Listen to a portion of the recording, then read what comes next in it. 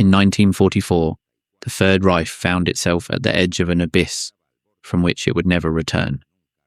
What Adolf Hitler had built over more than a decade of fanaticism, propaganda, and brutality was about to collapse like a house of cards, swept away by the wind of history.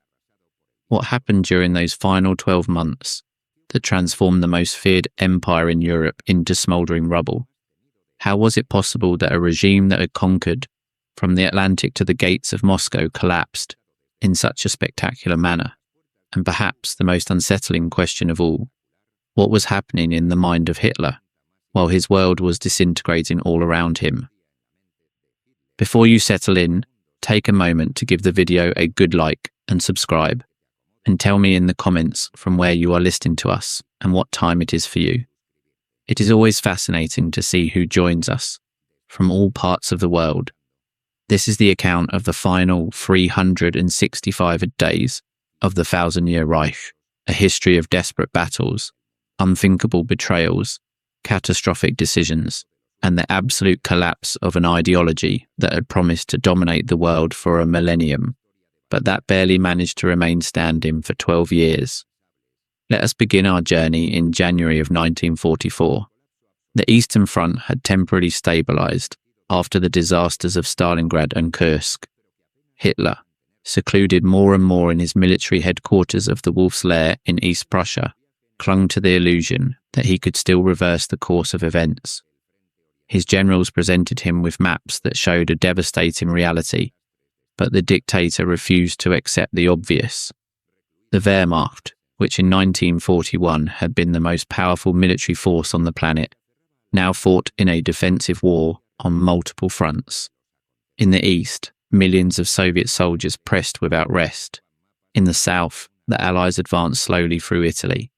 And in the west, everyone knew that it was only a matter of time before the Anglo-American forces crossed the English Channel. But Hitler lived in a parallel reality. Convinced of his own military genius, he systematically ignored the advice of his most experienced commanders. Every suggestion of a strategic retreat was rejected with fury. Every proposal to consolidate defensive lines was seen as defeatism. The Führer had decided that Germany would win or perish, and he did not accept any middle ground. How did a regime that barely 5 years earlier seemed invincible arrive at this point? In order to understand it, we must examine the decisions that led the Reich to the precipice. The year 1944 began with a Germany exhausted but still formidable. Industrial production, under the direction of Albert Speer, had reached record levels in spite of the Allied bombings. The German factories produced more tanks, planes, and munitions than ever before, but there was a fundamental problem that no amount of production could resolve. Germany was losing the war of attrition.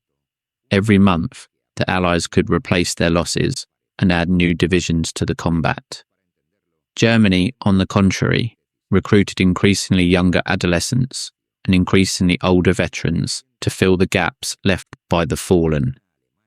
The numerical superiority of their enemies grew day after day, week after week. In the East, the Red Army had learned bitter lessons during the early years of the war. The Soviet commanders, who in 1941 had sent millions of soldiers to senseless slaughterhouses, now executed increasingly sophisticated operations.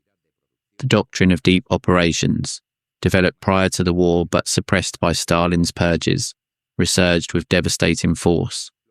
The winter of 1943 to 1944 had been relatively calm in comparison with the previous ones.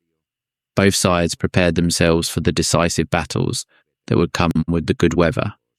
Hitler, always optimistic in public but increasingly somber in private, ordered the construction of defensive lines that his own generals knew they would not be able to sustain.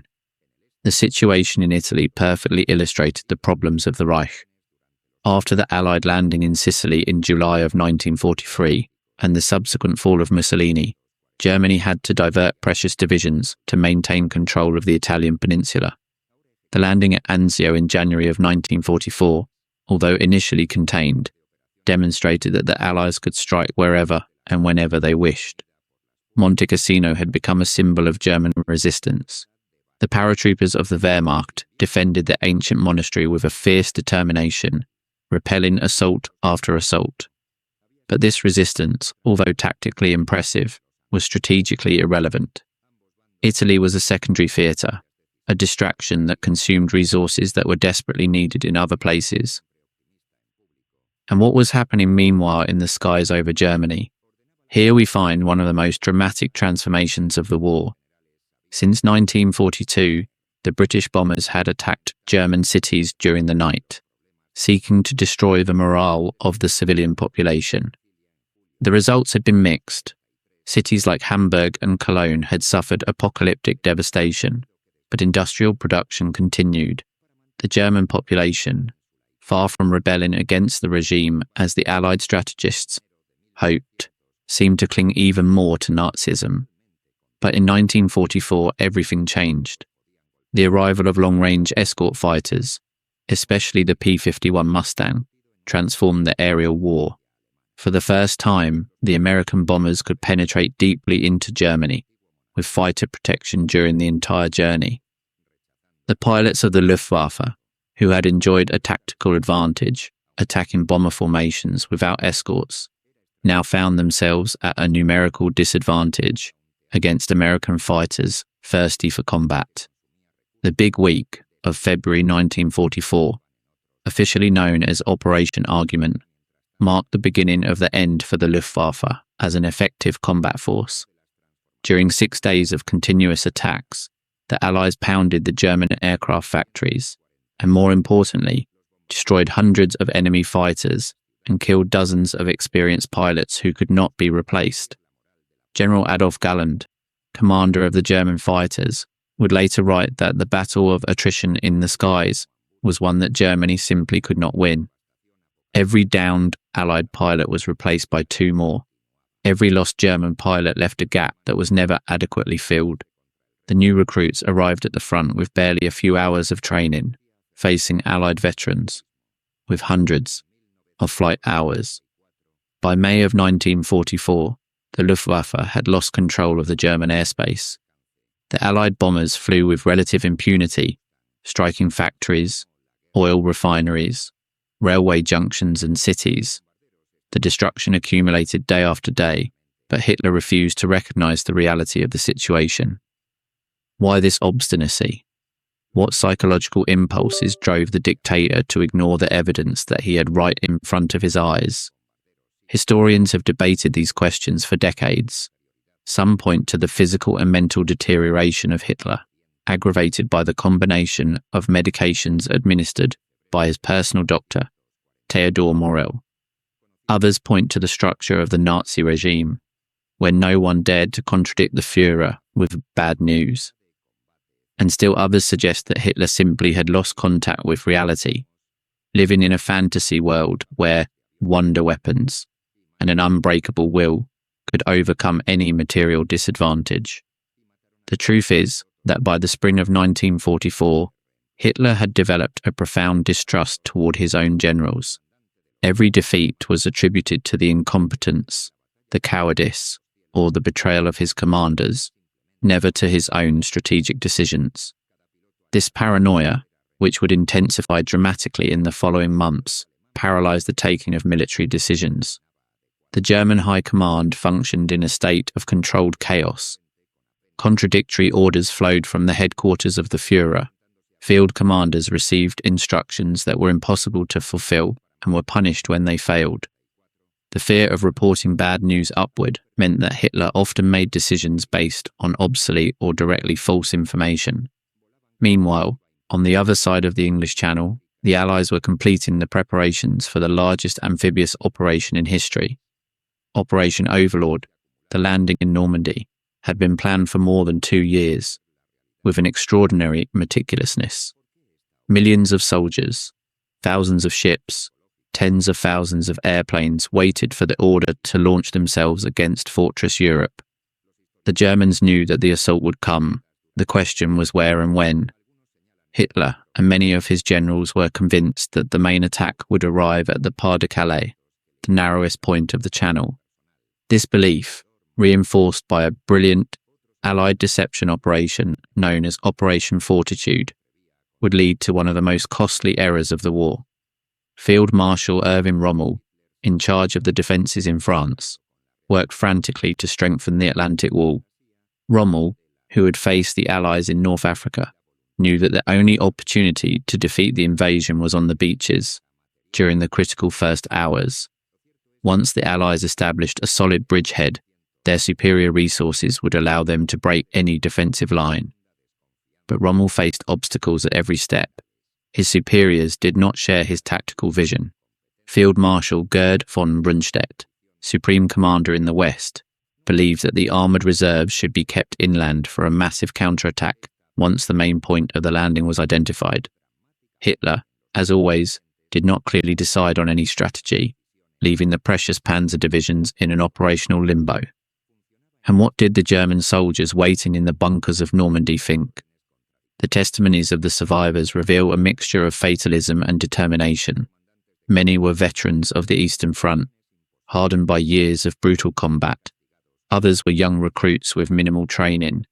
There were also battalions composed of Soviet prisoners who had chosen to fight for Germany rather than die in concentration camps, whose loyalty was, at the very least, questionable. On the night of the 5th of June 1944, the weather over the Channel was stormy. German meteorologists predicted that the conditions would be too bad for a landing for several days. Rommel took the opportunity to travel to Germany and celebrate his wife's birthday. Other commanders also absented themselves. It seemed that the critical moment was still far away. But the Allied meteorologists had detected a brief window of acceptable weather. General Dwight Eisenhower, Allied Supreme Commander, made one of the most important decisions of the 20th century. The invasion would proceed. In the early hours of the 6th of June 1944 D-Day, thousands of Allied paratroopers jumped over Normandy. Their mission was to secure the flanks of the landing beaches, capture key bridges, and sow chaos in the German rear. Many fell far from their designated landing zones. Some drowned in flooded fields. Others were massacred while they descended, but many more managed to regroup and begin to accomplish their objectives. When dawn broke, an armada of biblical proportions appeared off the coast of Normandy. More than 6,000 vessels of all types covered the horizon. The German defenders, many of whom had never seen anything like it, stared astounded at the magnitude of what was coming upon them. How to describe what happened on the beaches that day? The images and accounts of D-Day have become part of our collective memory. But it is important to remember that behind every statistic, there were human beings facing extraordinary circumstances. At Omaha Beach, the American assault was on the verge of failing. The topography enormously favoured the defenders, and the German division that guarded that sector was of better quality than expected. For hours, American soldiers were massacred while trying to cross the open beach. Only the extraordinary individual courage of small groups of combatants, many of them acting without orders because their officers had died, allowed them to break the defences and establish a precarious bridgehead. On the other beaches, the British and Canadian landings were more successful, although also with significant costs. By the end of the day, more than 150,000 Allied soldiers were on French soil. The price had been high, approximately 10,000 casualties, including more than 4,000 dead, but the invasion had triumphed. And the German response? Here we find a catalogue of errors that perfectly illustrates the dysfunctions of the Nazi command. The first hours were of total confusion. Local commanders could not believe that this was the real invasion and not a diversion. Communications had been interrupted by the bombings and the sabotage of the French resistance. When the magnitude of the attack was finally confirmed, requests to move the armoured reserves were lost in bureaucracy. Hitler, who had gone to bed late the previous night, was sleeping when the first news arrived. His aides, knowing his temperament, did not dare to wake him. These were precious hours lost during which the Allies consolidated their positions. When the Führer was finally informed and began giving orders, it was already too late to launch the decisive counterattack. that Rommel had considered essential. But even then, Hitler remained convinced that Normandy was only a diversion. The real attack would come at Calais, he was sure. Therefore, the powerful divisions of the 15th Army remained motionless, waiting for an invasion that would never arrive. This decision, more than any other, sealed the fate of the campaign. During the following weeks, the Allies gradually expanded their bridgehead, while the Germans fought desperately to contain them. The Battle of Normandy became a war of attrition that Germany could not afford. Every tank, every plane, every soldier lost in France was one less available to stop the Soviets in the east. The city of Caen, which the British hoped to capture on the first day, resisted for more than a month of fierce combat. Bombings reduced much of the city to rubble, but the German defenders clung tenaciously to every ruined building. However, this resistance, although tactically impressive, was strategically counterproductive. While the Allies kept the best German divisions occupied in front of Caen, they accumulated forces for a decisive blow in another sector. What was happening meanwhile on the Eastern Front? Here we find perhaps the most catastrophic disaster of the entire war for Germany.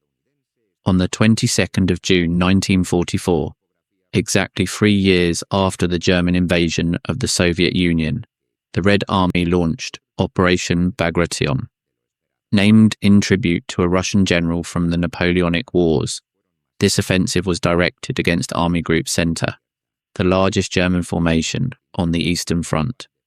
The scale of Bagration defied imagination. Almost 2.5 million Soviet soldiers, backed by more than 6,000 tanks and assault guns, and almost 8,000 airplanes, launched themselves against German positions that had been fatally weakened by transfers to other fronts. The Germans were taken completely by surprise. Intelligence had predicted that the main Soviet attack would come further south, in Ukraine. Defences in Belarus were inadequate, and when the lines began to break, Hitler forbade any retreat, ordering his troops to hold fortress cities that were quickly surrounded and annihilated. In barely 2 weeks, Army Group Center ceased to exist as an effective combat force. 28 German divisions were destroyed. More than 400,000 soldiers were killed, wounded, or captured. The Soviet advance was so rapid that it sometimes exceeded 40 kilometers a day, a speed that recalled the German blitzkriegs of 1941, but now in the opposite direction. By August, the Red Army had liberated all of Belarus and a large part of the Baltic states, and found itself at the gates of Warsaw. The German front had shifted hundreds of kilometers to the west in a matter of weeks. It was the worst military defeat in the history of Germany, surpassing even Stalingrad in scale and consequences. How did Hitler react to this catastrophe? With more of the same, orders not to retreat, accusations of treason against his generals, fantasies about impossible counterattacks. Any officer who suggested the need for a strategic retreat was immediately relieved of his command and often arrested. But the greatest crisis of the summer of 1944 was still to come, and this time the danger would not come from the enemies of Germany, but from within the German military command itself. For years, a small group of officers had conspired to eliminate Hitler and negotiate a peace with the Western Allies. They believed that as long as the dictator lived, Germany was condemned to total destruction. Only his death could open the door to an honourable armistice. The centre of this conspiracy was Colonel Klaus von Stauffenberg, a Bavarian aristocrat who had lost an eye, his right hand, and 2 fingers of his left hand in combat in North Africa. Stauffenberg, who had initially been an enthusiast of National Socialism, had turned against the regime upon witnessing the atrocities committed on the Eastern Front. The plan was audacious. Stauffenberg would place a bomb during a military conference with Hitler, then fly to Berlin where the conspirators would take control of the government and communications, announce the death of Hitler, and initiate peace negotiations. Everything depended on the bomb killing the dictator. On the 20th of July 1944, Stauffenberg arrived at the Wolf's Lair with a briefcase containing almost 1 kilogram of British plastic explosive. The conference would be held in a wooden cabin instead of the usual concrete bunker due to the summer heat, which, ironically, would reduce the effectiveness of the explosion. Stauffenberg placed the briefcase under the conference table as close as possible to Hitler, and then left under the pretext of making a telephone call. Minutes later, the bomb exploded.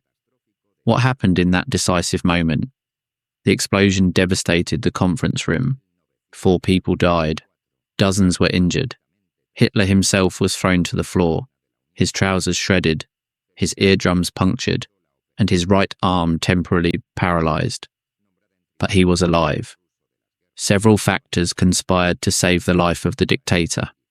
The thick oak table absorbed a large part of the force of the explosion.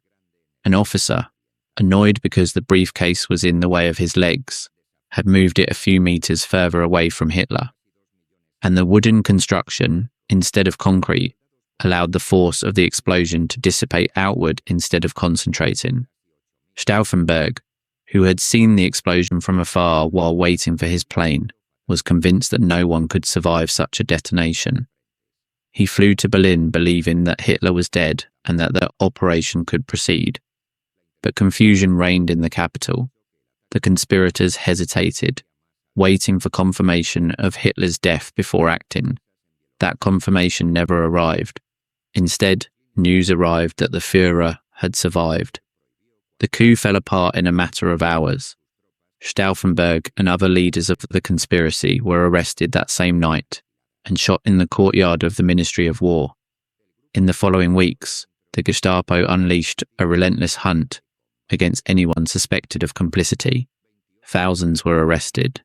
Hundreds were executed, many of them hanged with piano wire, and their deaths filmed for the macabre entertainment of Hitler. What did the failure of the 20th of July signify for the course of the war? Historians debate whether a successful coup would have changed the final result. The Allies had declared that they would only accept the unconditional surrender of Germany, which suggests that negotiations would have been difficult. But without a doubt, the failure prolonged the war and its horrors for 10 more months. For Hitler, the assassination attempt confirmed all his suspicions about the disloyalty of the Prussian military caste. His paranoia intensified exponentially. Every general was now a potential traitor. Every defeat was evidence of sabotage. The control of the Nazi Party over the armed forces hardened, and Heinrich Himmler, head of the SS, gained even more power. Meanwhile, in the West, the Allies finally broke the German lines in Normandy. Operation Cobra, launched in late July, pierced the defences near Saint-Lô. American tanks flowed through the breach like water through a broken dam. Hitler, true to form, ordered a counterattack instead of a retreat. The Mortain offensive, launched in early August, sought to cut the Allied corridor and isolate the forces that had penetrated. It was an absolute disaster. The panzer divisions, already decimated by weeks of combat, threw themselves against prepared positions and were destroyed by Allied aviation that dominated the skies. The result was the Falaise Pocket, where a large part of the German army in Normandy was trapped. Between the 12th and the 21st of August, tens of thousands of German soldiers tried to escape through an increasingly narrow corridor, while the Allies bombed and strafed them without mercy. The roads were covered with corpses of soldiers, horses, and destroyed vehicles. The stench of death permeated the air for kilometers around. When the pocket finally closed, more than 50,000 Germans had been captured and another 10,000 lay dead. Almost all the heavy equipment of the army in Normandy had been destroyed. France was wide open. Can you imagine what the German soldiers who managed to escape felt? Testimonies speak of a mixture of relief for surviving and despair for what they had witnessed. Many were veterans who had fought since 1939. They had seen victory in Poland, France, the Balkans, North Africa, Russia. Now they saw defeat, and they knew that the worst was yet to come. Paris was liberated on the 25th of August, 1944. Hitler had ordered that the city be destroyed before falling into enemy hands, But the German commander, General Dietrich von Choltitz, disobeyed. The reasons for his disobedience are still debated. Some say he wanted to preserve the beauty of the city, others that he calculated that the war was lost and did not want to carry the responsibility for such destruction. The Allies were now advancing at a speed that surprised even their own planners. Brussels was liberated on the 3rd of September. Antwerp, with its crucial port, fell on the 4th. It seemed that the war could end before Christmas. Why didn't it end? Here we find a combination of Allied errors and the surprising German capacity for recovery. The Allied advance had been so rapid that supply lines could not keep up. Every tank, every truck, every soldier needed fuel, munitions, food. All this had to be transported from the beaches of Normandy, hundreds of kilometres away. The port of Antwerp, although captured intact, could not be used because the Germans still controlled the approaches through the Scheldt estuary. Operation Market Garden, launched on the 17th of September, sought to accelerate victory by capturing a series of bridges in the Netherlands that would allow the Allies to cross the Rhine and penetrate into the industrial heartland of Germany. It was an audacious plan, perhaps too audacious. The disaster of Arnhem demonstrated that Germany still had the capacity to fight. The British paratroopers who landed near the furthest bridge encountered SS Panzer divisions that supposedly should not have been there. For 9 days, they fought against superior forces, waiting for a ground relief that never arrived.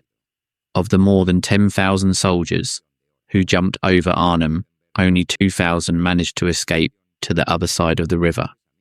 Market Garden was the last Allied opportunity to end the war in 1944.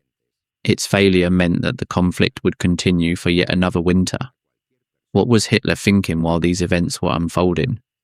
Accounts of those who surrounded him in those days paint the portrait of a figure increasingly deteriorated physically and mentally. The dictator spent long hours studying maps, moving divisions that existed only on paper, planning counterattacks with troops that did not exist. His face was swollen by medications. His hands trembled noticeably. He walked stooped over, dragging one leg. He was barely 55 years old, but he looked like an old man.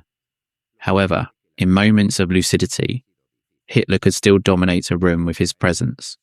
His memory for technical details remained astounding, and his capacity to inspire fanatical loyalty in his closest followers remained intact. The problem was that this blind loyalty impeded any realistic assessment of the situation.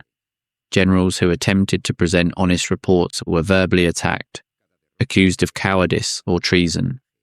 Those who said what Hitler wanted to hear were rewarded with promotions. This system of perverse incentives meant that the information reaching headquarters was increasingly divorced from reality. Meanwhile, the machinery of genocide continued functioning at full capacity. In Auschwitz-Birkenau, the crematorium ovens worked day and night, while Hungarian Jews were deported and murdered en masse. Between May and July of 1944, more than 400,000 Hungarian Jews were sent to the camp. The majority were murdered immediately after arriving. Why did the genocide continue even when Germany was losing the war? This is one of the most disturbing questions about the Nazi regime. The trains that transported the victims to the extermination camps consumed resources that were desperately needed for the war effort. The camp guards could have served as soldiers at the front. The camps themselves required supplies that were scarce everywhere. The answer reveals the true nature of Nazism. For Hitler and his most fanatical followers, the war against the Jews was not secondary to the military war, it was their central purpose. The destruction of world Jewry was the ultimate goal, not a means to another end. Even while Germany was collapsing, the regime dedicated precious resources to completing the genocide. What do you think of the content? Do you like this type of video? Then comment the phrase, "I want more stories." This way you will encourage us to bring more historical topics and will also help the participation of the video. Alright? Also, do not forget to subscribe to the channel, activate the bell and leave your like so that YouTube continues recommending our videos to you. The autumn of 1944 brought a temporary stabilization of the Western Front. The Allies, with their supply lines stretched to the maximum, paused to reorganize. The Germans took advantage of this respite to rebuild their forces behind the Siegfried Line, the ancient defensive border of the Reich. Hitler, however, was not satisfied with a defensive posture. Convinced that the Allied coalition was fragile and could be broken with a sufficiently strong blow, he planned a counter-offensive that would surprise the world. The idea was audacious to the point of madness. German forces would attack through the Ardennes, the same wooded and mountainous terrain where they had achieved their spectacular victory against France in 1940. They would advance all the way to Antwerp, cutting the Allied supply lines and trapping the British and Canadian armies in a second Dunkirk. Faced with such a disaster, the Western Allies would be forced to negotiate, freeing Germany to concentrate all its forces against the Soviet Union. Was this plan remotely feasible? Almost all the German generals thought not. The conditions of 1944 were completely different from those of 1940. The Allies were no longer psychologically defeated. The Luftwaffe could not provide essential air cover, and fuel reserves were so scarce that the attackers would have to capture Allied depots to continue advancing. But Hitler did not accept objections. The divisions were assembled in secret. Movements were carried out at night and under strict camouflage measures. The surprise would be total. On the 16th of December 1944, more than 200,000 German soldiers attacked the American lines in the Ardennes. It was the largest German offensive on the Western Front since 1940. The world would know it as the Battle of the Ardennes, or, in English, the Battle of the Bulge, for the protrusion that the German advance created in the Allied lines. The first days were a spectacular success. The surprise was complete. Inexperienced American divisions were overrun. Bad weather prevented Allied aviation from intervening. German panzers advanced kilometre after kilometre, capturing prisoners by the thousands. How was it possible that the Allies were surprised so completely? Intelligence had failed on multiple levels. Warning signs had been ignored. Confidence in the imminent defeat of Germany had generated complacency, and the Germans had executed a masterful deception operation. But surprise could only carry the offensive to a certain point. Problems began to accumulate rapidly. At Bastogne, a crucial crossroads, the 101st Airborne Division of the United States refused to surrender despite being completely surrounded. When the Germans sent emissaries to demand capitulation, General Anthony McAuliffe responded with a single word that would become famous: nuts. Nuts, an American colloquial expression that signified absolute rejection. Bastogne held out, blocking the main German routes of advance. Fuel was running out. German armoured vehicles literally stood still on the side of the road, immobilised by a lack of gasoline. A German commando disguised in American uniforms, sent to capture fuel depots, was captured before completing its mission. And then, on the 23rd of December, the weather changed. The skies cleared. Hundreds of Allied airplanes appeared over the German columns, bombing and strafing everything that moved. Without air cover, the advance turned into a massacre. General George Patton, commander of the American Third Army, executed one of the most impressive maneuvers of the war. In a matter of days, he pivoted his army 90 degrees to the north and advanced to relieve Bastogne. On the 26th of December, tanks of the 4th Armoured Division broke the encirclement. By January of 1945, the Ardennes offensive had completely failed. The Germans had suffered more than 100,000 casualties and lost hundreds of tanks and planes that could not be replaced. The Allies had also suffered significant losses, approximately 80,000 casualties, but they could absorb them. Germany could not. What did this failure mean? The Ardennes offensive had been Hitler's last gamble in the West. He had wagered his last strategic reserves and had lost them. Now there was nothing left to stop either the Western Allies or the Soviets. Hitler, characteristically, blamed his generals for the failure. He never admitted that the plan had been flawed from the beginning, that he had ignored the warnings of his commanders. that he had overestimated the capacity of his forces and underestimated that of his enemies. The blame always belonged to others. But even Hitler had to recognize that the situation was desperate. On the 12th of January 1945, the Red Army launched its winter offensive, the Vistula Oder operation. The Eastern Front, weakened by transfers to the Ardennes, disintegrated. The Soviet advance was dizzying. In 17 days, the forces of Marshal Zhukov and Konev advanced more than 500 kilometers. Silesia, the second industrial center of Germany after the Ruhr, was invaded. East Prussia, cradle of Prussian militarism, was cut off from the rest of the Reich. The Red Army now found itself less than 70 kilometers from Berlin.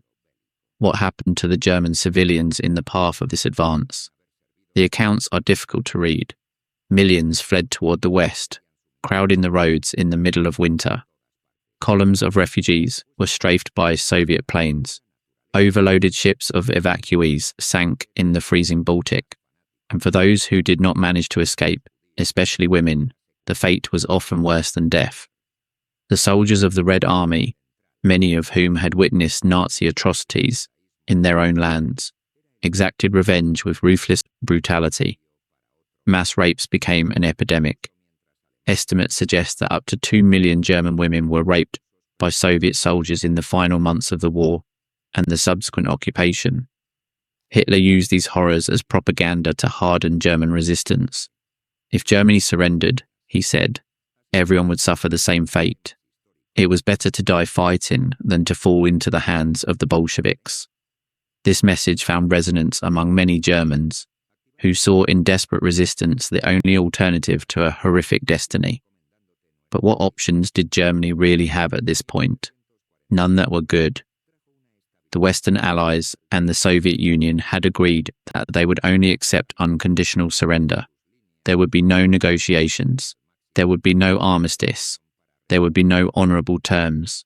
Germany would be occupied in its entirety, and the Nazi leaders would be judged as war criminals. Some in Hitler's circle contemplated alternative possibilities. Himmler, secretly, probed the Western Allies about a separate peace that would allow Germany to continue fighting against the Soviets. Goering harboured similar fantasies. Even some generals hoped to be able to surrender to the Americans and British before the Russians arrived. Hitler rejected all these options with contempt. The war would continue until the end, regardless of the cost. If Germany could not win, then it deserved to perish. This was the nihilistic logic of a regime that had based its existence on the will to power and that now refused to admit that this will had been defeated. On the 16th of January 1945, Hitler abandoned the Wolf's Lair, his headquarters in East Prussia, that he had occupied during the greater part of the war. The Red Army was too close. The dictator moved to Berlin, to the Reich Chancellery, under which was located the bunker that would be his final residence. What was the Führer bunker like? Testimonies describe it as a claustrophobic labyrinth of small rooms and narrow corridors, all made of grey concrete with constant artificial light and recirculated air that smelled of dampness and diesel from the generators. It was a place designed to resist bombings, not for the comfort of its occupants. In this gloomy underground, Hitler would spend the last 3.5 months of his life. He rarely went up to the surface.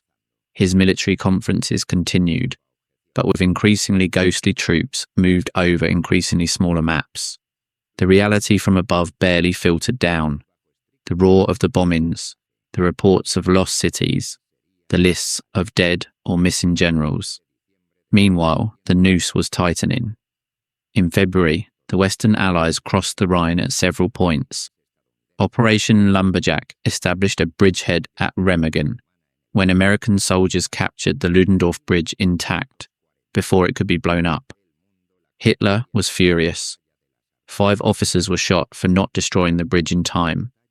The Ruhr, the industrial heart of Germany, was surrounded and captured in March and April. More than 300,000 German soldiers surrendered there, the largest mass capitulation of the war on the Western Front. Field Marshal Walter Model, commander of the trapped army, refused to surrender formally. He dissolved his command and then committed suicide in a forest. Why did so many German soldiers continue fighting until the end? It is a question that historians have studied extensively. The answers are multiple and complex. Some fought out of camaraderie, so as not to abandon their comrades. Others fought for their families, hoping to buy time so they could flee from the Soviets. Many fought simply because they saw no alternative. Desertion was punished with death, and surrender seemed equally dangerous. And some, the true believers, fought because they still hoped for a miracle that would save the Reich. Hitler fed these hopes with increasingly delirious fantasies. The wonder weapons would arrive in time to change the course of the war. The Western Allies would break with the Soviets. Roosevelt would die, and his successor would seek peace. Frederick the Great had been saved in 1762 by the death of the Tsarina of Russia. Perhaps history would repeat itself. And then, on the 12th of April 1945, news arrived that seemed to confirm these delirious hopes. Franklin Delano Roosevelt, President of the United States, had died of a cerebral hemorrhage in Warm Springs, Georgia. Goebbels was exultant. He called Hitler to give him the news. "My Führer, I congratulate you. Roosevelt is dead. It is written in the stars that the second half of April will be the turning point for us. This is the turning point." For a brief moment, the mood in the bunker changed. Would this be the expected miracle? Would the new president, Harry Truman, change American policy? Would the unnatural alliance between capitalists and communists disintegrate? Of course, none of this happened. Truman continued the policy of Roosevelt. The alliance was maintained until victory, and the advance on Germany continued without pause. April of 1945 was the month of final agony. Every day brought new catastrophes. Vienna fell on the 13th of April. Nuremberg, city of the great Nazi rallies, was captured on the 20th. The American and Soviet armies met at the Elbe on the 25th, cutting Germany in two, and Berlin became the stage of the final battle. On the 16th of April, the Red Army launched its offensive against the German capital. 2.5 million soldiers, more than 6,000 tanks, more than 40,000 pieces of artillery, and 7,000 airplanes converged on the city. It was the most massive concentration of force of the entire war. The defenders of Berlin were a heterogeneous mixture of regular units, SS, Volkssturm, People's Militia, composed mainly of old men and adolescents, and members of the Hitler Youth, some barely 12 years old. They were poorly armed, poorly trained, and completely outnumbered, but many fought with suicidal desperation. Why did these defenders, especially the youngest, fight until the end? Nazi propaganda had been extraordinarily effective in moulding their minds. Since childhood, they had been taught that the Führer was infallible, that the Aryan race was destined to rule, that the enemies of Germany were subhumans who deserved to be destroyed. Now that these enemies were at the gates, many preferred to die rather than live in a world without Hitler. The Seelow Heights, east of Berlin, were the scene of one of the bloodiest battles of the last days of the war. For 4 days, the Soviets assaulted heavily fortified German positions, suffering tens of thousands of casualties. But they finally broke the defences, and the road to Berlin lay open. The 20th of April 1945 was Hitler's 56th birthday. It would be his last. The Nazi dignitaries gathered in the bunker to congratulate the Führer. Göring, Himmler, Bormann, Goebbels, Speer. They were all there, all aware that the end was approaching. After the celebrations, many began to flee Berlin. Göring headed south, towards Bavaria.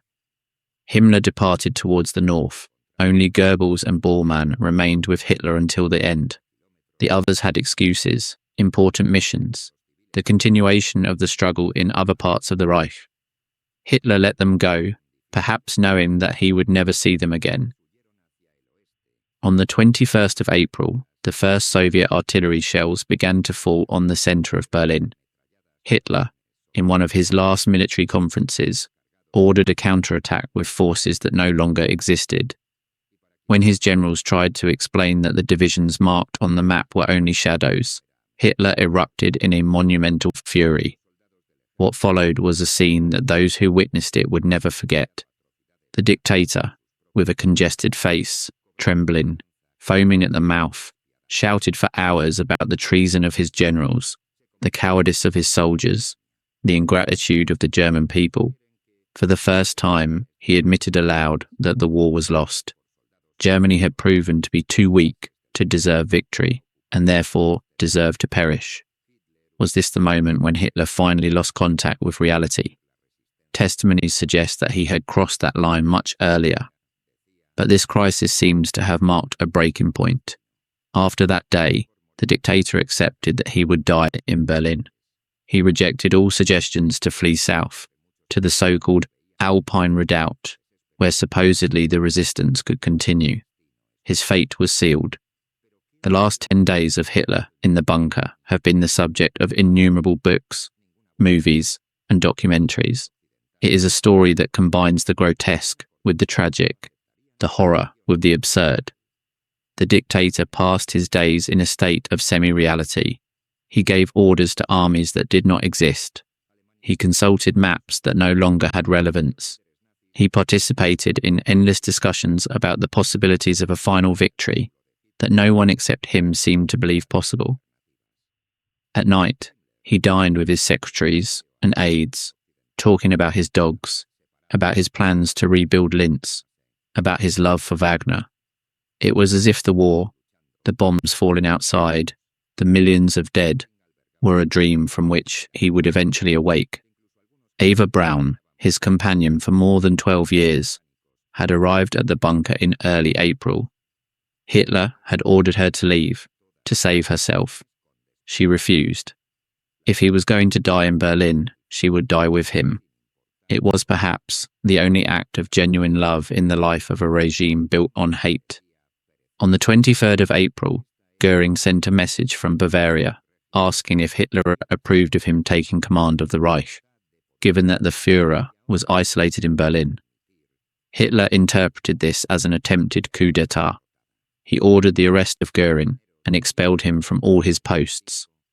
3 days later, Himmler attempted something similar. Through Swedish intermediaries, he offered the surrender of Germany to the Western Allies. When Hitler found out, his fury knew no bounds. Himmler, the faithful Heinrich, the architect of the SS, had betrayed him too. He was equally stripped of all his posts. By the 28th of April, the Soviet forces were less than a kilometre from the Chancellery. The noise of street combat could be heard even in the depths of the bunker. Hitler knew that he only had hours left. That night, Hitler married Eva Braun. The ceremony was brief, officiated by a civil servant who had been brought to the bunker for this purpose. Afterward, there was a small reception with champagne. Hitler did not drink. He had been a teetotaler all his life, but he wanted the others to celebrate. Why this late marriage? The motivations of Hitler were never simple. Perhaps he wanted to reward the loyalty of Eva. Perhaps he wanted to die as a married man instead of as a solitary figure. Or perhaps he simply followed a script he had imagined for himself, the dramatic end of the leader who dies with his people. After the ceremony, Hitler dictated his testament. It is a document that reveals much about the mental state of the dictator in his final hours. No repentance for the millions of dead, no acknowledgement of the horrors of the genocide, only accusations against international Jewry for having started the war, and exhortations to the German people to continue the fight. The testament also contained practical provisions. Goering and Himmler were formally expelled from the party. Admiral Karl Dönitz was named as successor to Hitler in the head of state role. Goebbels would be the new chancellor. It was a phantom government for a state that was ceasing to exist. On the 29th of April, Hitler learned of the fate of Mussolini. The Italian dictator had been captured by partisans while attempting to flee to Switzerland, executed together with his lover Clara Petacci and their bodies hung upside down in a gas station in Milan. The crowds had spit upon the corpses. They had beaten them. They had profaned them. Hitler was determined to avoid a similar fate.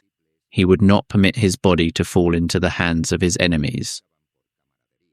What passed through the mind of the dictator in those final hours? The testimonies of those who were with him suggest a mixture of resignation, fury, and moments of strange calm. He spoke of his legacy, of how history would eventually vindicate him. He blamed the Jews, the traitorous generals, the German people for not living up to his vision. Never, not for a moment, did he accept personal responsibility for the catastrophe he had unleashed. On the 30th of April 1945, around 3:30 in the afternoon, Adolf Hitler and Eva Braun retired to their private rooms in the bunker. Shortly after, a gunshot was heard. When the aides entered, they found Hitler dead on the sofa with a bullet hole in his right temple. Eva lay beside him, with no visible wounds. She had ingested a cyanide capsule. The dictator who had promised a Reich of 1,000 years had ruled for barely 12, and now lay dead in a basement, while his capital burned above him. The bodies were carried to the garden of the Chancellery, placed in a bomb crater, soaked in gasoline and burned. The Soviets were less than 500 meters away. There was no time for elaborate ceremonies. The flames consumed the remains, while the artillery shells continued falling. Was this really the end of Hitler? For decades, conspiracy theories suggested that the dictator had escaped, that he had fled to Argentina, to Antarctica, even to the moon. These fantasies persisted because the Soviets, who captured the bunker, kept the details of the discovery secret for years. But forensic evidence, including fragments of jaw and teeth that perfectly matched the dental records of Hitler, confirmed beyond any reasonable doubt that the dictator died that day. But the death of Hitler did not signify the immediate end of the war. Admiral Dönitz, following the instructions of the Testament, assumed the head of state from the city of Flensburg, near the Danish border. His government, if it can be called that, lasted barely 23 days. Dönitz faced an impossible task. Germany was completely defeated. There were no resources to continue fighting, nor will among the exhausted population. His only priority was to gain time so that the greatest possible quantity of soldiers and civilians could surrender to the Western Allies instead of to the Soviets. Why was this distinction so important? The Germans knew, or believed they knew, what awaited them in Soviet hands. The prisoner of war camps in Siberia were legendary for their brutality. The stories of atrocities committed during the advance of the Red Army had spread widely. Surrendering to the Americans or British seemed to offer better prospects for survival. Dönitz attempted to negotiate partial surrenders, handing over forces in the west while continuing resistance in the east. The Allies rejected this strategy. The surrender had to be unconditional and simultaneous on all fronts. There would be no special deals. On the 7th of May 1945, in a school in Reims, France, General Alfred Jodl signed the unconditional surrender of all German forces before the Western Allies. Stalin, however, insisted on a separate ceremony in Berlin. At midnight of the 8th to the 9th of May, in the Berlin suburb of Karlshorst, Field Marshal Wilhelm Keitel signed the surrender before the Soviet Marshal Georgy Zhukov. The war in Europe had ended officially. How did the world react to this news? In London, New York, Paris, Moscow, crowds took to the streets to celebrate. After almost 6 years of war, of bombings, of rationing, of incalculable losses, peace had finally arrived. Victory in Europe Day, VE Day, became a date engraved in the collective memory of generations. But in Germany there were no celebrations, only ruins, shame, and the beginning of a reckoning that would last for decades. What remained of the Reich that Hitler had promised would last 1,000 years? The figures are difficult to comprehend in their magnitude.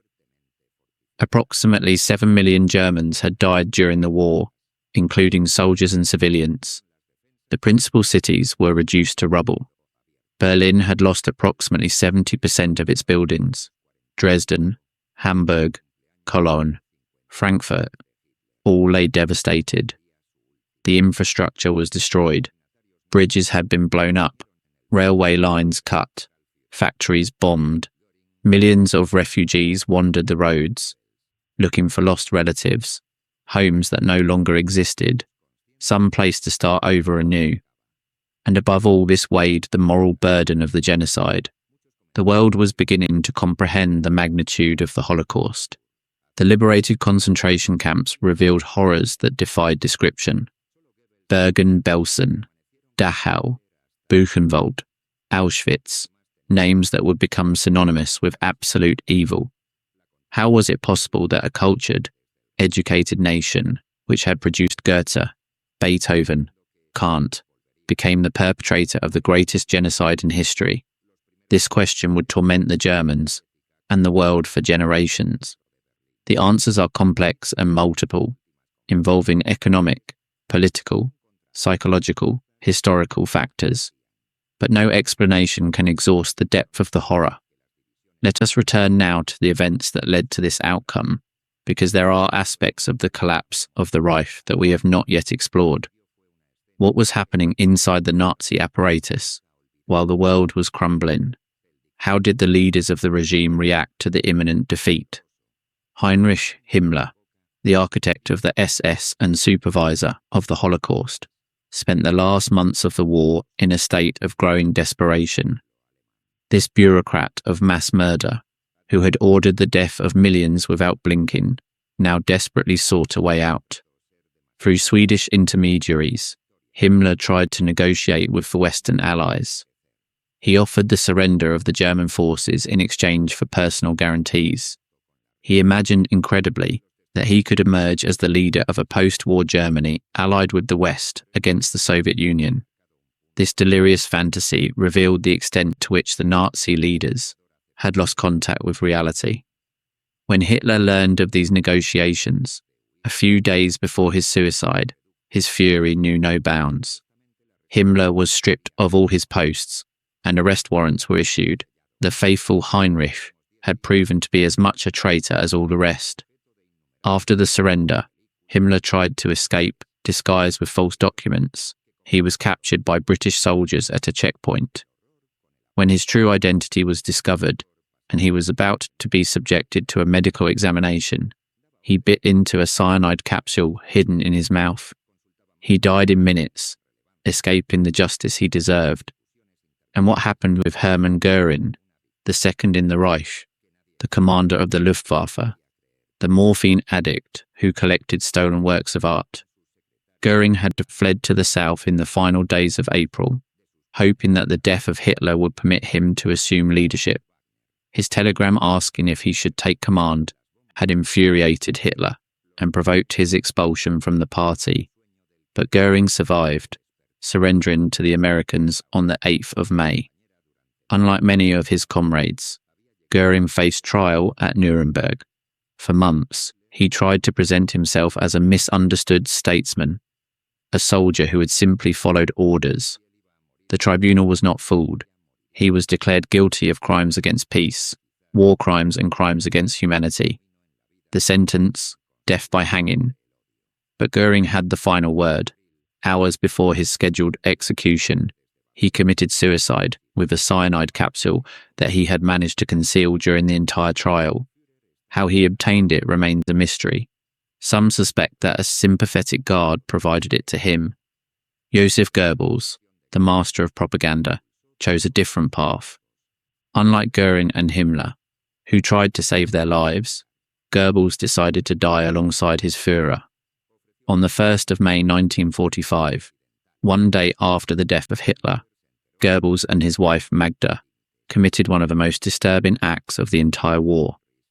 First, they administered cyanide to their 6 young children, who were sleeping in the bunker. Helga, Hildegard, Helmut, Holdine, Hedwig and Heidrun, all with names beginning with H in tribute to Hitler, died without knowing what their parents were doing to them. The oldest was 12 years old, the youngest 4. Then Goebbels and Magda went up to the garden of the Chancellery and committed suicide, him with a gunshot, her with cyanide.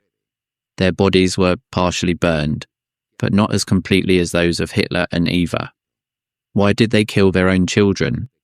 The explanations vary. Magda supposedly said that she could not imagine her children growing up in a world without National Socialism. Goebbels, who had dedicated his life to propaganda, perhaps saw in this final act a dramatic gesture that would seal his place in history as a true believer. Whatever the reason, the murder of those 6 children remains as one of the most disturbing episodes of the final days of the Reich.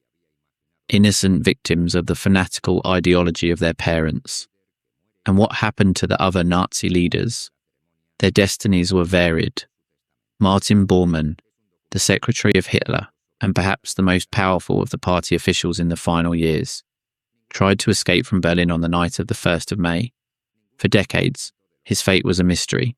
Some placed him in South America, others in the Soviet Union. He was judged in absentia at Nuremberg and condemned to death. It was not until 1972 when construction workers in Berlin found remains that were identified as those of Bormann. Subsequent DNA analysis confirmed the identification. Apparently, he had died during his escape attempt, probably committing suicide with cyanide, when escape became impossible. Rudolf Hess, the former lieutenant of Hitler, who had flown to Scotland in 1941 on an unauthorized peace mission, had spent the entire war as a British prisoner. He was tried at Nuremberg and sentenced to life imprisonment. He remained in the Spandau prison until 1987, when he died apparently by suicide at the age of 93. He was the last prisoner of Spandau. The prison was demolished shortly after to prevent it from becoming a place of neo-Nazi pilgrimage. Albert Speer, the favourite architect of Hitler converted into Minister of Armaments, was one of the few Nazi leaders who expressed remorse at Nuremberg. His strategy of distancing himself from the most criminal aspects of the regime saved his life. He was sentenced to 20 years in prison instead of death. After his release, he wrote memoirs that became bestsellers, although subsequent historians demonstrated that he had known much more about the Holocaust than he admitted. And the generals? What happened to those who had executed the orders of Hitler? Wilhelm Keitel, head of the High Command of the Armed Forces, was hanged at Nuremberg. Alfred Jodl, chief of operations, suffered the same fate. Both had signed orders that resulted in massive war crimes. Erich von Manstein, considered by many the best German strategist of the war, was tried for war crimes and sentenced to 18 years, although he was released after 4. He spent his later years writing memoirs that minimized his complicity with the regime. Heinz Guderian, the father of German armored tactics, avoided prosecution and also wrote self-exculpatory memoirs. The narrative of the apolitical soldier who simply did his duty became the refuge for many veterans of the Wehrmacht. But let us return to the events of the final year, because there are stories that we have not yet told. What was happening in the occupied territories while the Reich collapsed? How did the subjugated peoples experience these final months? In France, the resistance had strengthened enormously after D-Day. Sabotages, assassinations of collaborators, support for the Allied forces. The Maquis, as the French guerrillas were called, played a crucial role in the liberation of their country. But the liberation also brought brutal reckonings. Women accused of having had relations with German soldiers were publicly shaved, humiliated, sometimes lynched. Real or suspected collaborators were summarily executed. Estimates suggest that between 10,000 and 40,000 French people died in this wild purge before a more orderly judicial system was established. Was it justice or revenge? The line between the two blurred in the chaos of the liberation. In the Netherlands, the winter of 1944 to 1945 was known as the Hunger Winter. After the failure of Operation Market Garden, the Germans imposed a food embargo as punishment for the railway strike that had supported the Allies. Between 15,000 and 20,000 Dutch people died of starvation and related diseases. The images of that winter are heartbreaking. citizens of one of the most prosperous nations in Europe reduced to eating tulip bulbs, tree bark, anything remotely edible. Only the German surrender in May put an end to this nightmare. In Norway, Denmark, and other occupied countries, the arrival of peace brought celebrations, and also the task of rebuilding societies, fractured by years of occupation. Collaborators were prosecuted, some executed, others imprisoned, many simply socially marginalized for decades. And what was happening in Eastern Germany while the Red Army advanced? The stories of those final months are some of the most tragic of the entire war. The German civilian population of the East faced an impossible situation. To remain meant risking Soviet reprisals. To flee meant abandoning homes, possessions, sometimes family members who could not move. Millions chose to flee, creating one of the largest forced migrations in history. The roads to the west were packed with refugees, columns of horse-drawn carts, families carrying the little they could carry, elderly who could barely walk, mothers with babies in their arms, and above them, the Soviet airplanes that strafed indiscriminately. The Baltic Sea offered an alternative escape route, but there too death lay in wait. On the 30th of January 1945, the ocean liner Wilhelm Gustloff, overloaded with more than 10,000 refugees and wounded soldiers, was torpedoed by a Soviet submarine. More than 9,000 people died, making it the greatest maritime disaster in history, vastly surpassing the Titanic. Weeks later, another refugee ship, the General von Steuben, suffered a similar fate. Approximately 4,500 people lost their lives, and the Goya, sunk in April, took some 7,000 more. These disasters, although enormous, were eclipsed by the terrestrial atrocities and almost forgotten for decades. Only recently have historians begun to pay the due attention to these tragedies. But what drove the Soviet soldiers to such brutality? The answer is complex, but not incomprehensible. The Red Army had witnessed unimaginable horrors during the German occupation of the Soviet Union. Entire villages burned with their inhabitants inside. Millions of Soviet prisoners of war dead by deliberate starvation. The siege of Leningrad, which lasted almost 900 days and cost more than 1 million civilian lives. The atrocities of the Einsatzgruppen, the death squads, the massacred Jews, communists, and Slavic subhumans. Many Soviet soldiers had lost entire families. They returned to their homes to find only ruins and graves. The thirst for revenge was comprehensible, even if the acts committed in its name were inexcusable. Soviet propaganda fed this fury. Ilya Ehrenberg, the most influential writer and propagandist of the Red Army, wrote, "Kill, kill. There is nothing for which the Germans are not guilty, neither living nor unborn." This message, repeated incessantly, helped to dehumanize the enemy and facilitated the atrocities. Only belatedly did Soviet commanders attempt to re-establish discipline. The rapes and indiscriminate looting were damaging the image of the Soviet Union before its Western allies. But by then, a large part of the damage was already done. How did all this affect the German collective psychology? The trauma of those final months would leave scars that would last generations. The Germans saw themselves simultaneously as perpetrators and victims. They knew, or at least suspected, what their regime had done to the Jews, to the Slavs, to so many others. But they had also suffered devastating bombings, loss of loved ones, and now massive rapes and expulsions. Reconciling these contradictory roles would be the work of decades. Let us return now to the final days of combat, because there are battles that we must still examine. Berlin, in April of 1945, became the scene of one of the most destructive urban battles in history. More than 2 million Soviet soldiers surrounded and penetrated the capital, facing a desperate but chaotic defense. The streets of Berlin were transformed into a labyrinth of death. Every building could harbor snipers. Every corner could hide an ambush. Soviet tanks, so effective in open fields, were vulnerable in the narrow alleys of the city, where an adolescent with a Panzerfaust could destroy them from a window.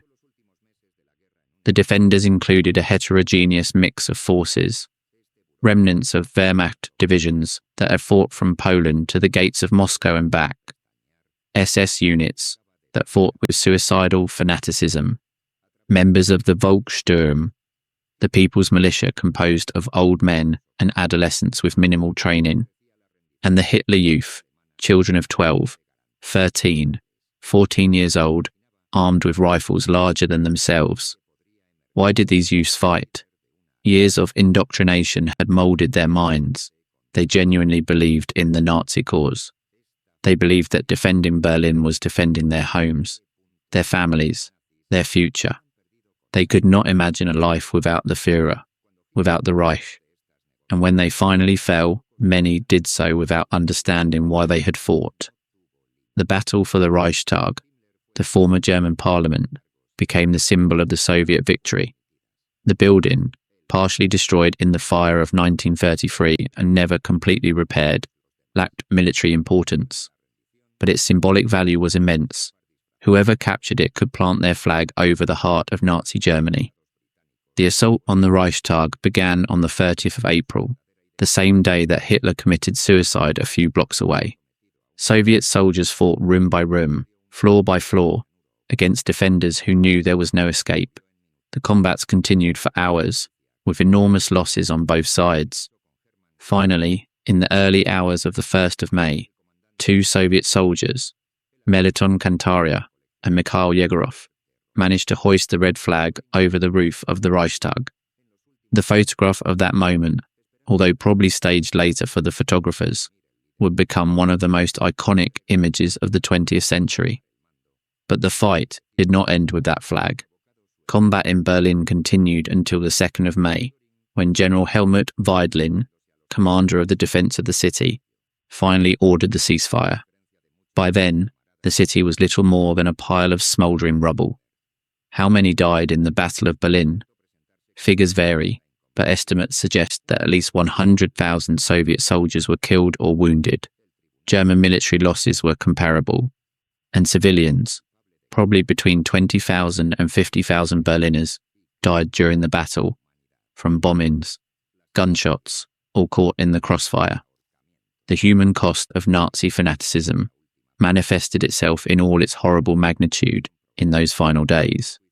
Every death, every destroyed building, every ruined life could have been avoided if the regime had accepted the reality of defeat months earlier. But Hitler had decided that Germany would fight until the very end, and millions paid the price for that decision. And what happened after the surrender? Here begins another chapter of history, one that would transform Europe and the world over the next 4 decades. Germany was divided into 4 occupation zones: American, British, French, and Soviet. Berlin, although located in the Soviet zone, was equally divided into 4 sectors. This division, which was supposed to be temporary, would solidify into the permanent division between West Germany and East Germany, between the free world and the communist bloc. The Nuremberg trials, held between November of 1945 and October of 1946, established a crucial precedent in international law. For the first time, leaders of a state were tried for crimes against humanity. The argument of "I was just following orders" was explicitly rejected as a defense. Of the 24 principal accused, 12 were sentenced to death, 7 received prison sentences, 3 were acquitted, and 2 were not tried for different reasons. The executions were carried out on the 16th of October 1946. Göring, as we mentioned, escaped the hangman's noose through suicide. But Nuremberg was only the beginning of the denazification process. Millions of Germans had been members of the Nazi Party or its affiliated organizations. What to do with all of them? Could a society function if all its administrators, teachers, judges, doctors were disqualified due to their Nazi past? In practice, denazification was inconsistent and often superficial. Many minor Nazis, and even some not so minor, managed to reintegrate into the post-war German society. Some emigrated to South America, with the help of escape networks known as rat lines. Others were recruited by the Western powers or the Soviet Union for their technical or intelligence knowledge. The most notorious case was perhaps that of the German rocket scientists, led by Werner von Braun, who were taken to the United States under Operation Paperclip. Von Braun, who had utilized slave labor in the production of V-2 rockets, became the father of the American space program. His Nazi past was conveniently forgotten in the name of the Cold War. Was this justice? The question remains pertinent. The practical necessity of rebuilding Germany and facing the new Soviet threat led to moral compromises that some consider necessary and others unforgivable. But perhaps the most notable transformation was that of Germany itself. The nation that had produced Nazism became, over time, one of the most stable democracies in Europe.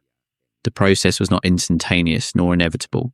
It required decades of education, confrontation with the past, and a genuine commitment to democratic values.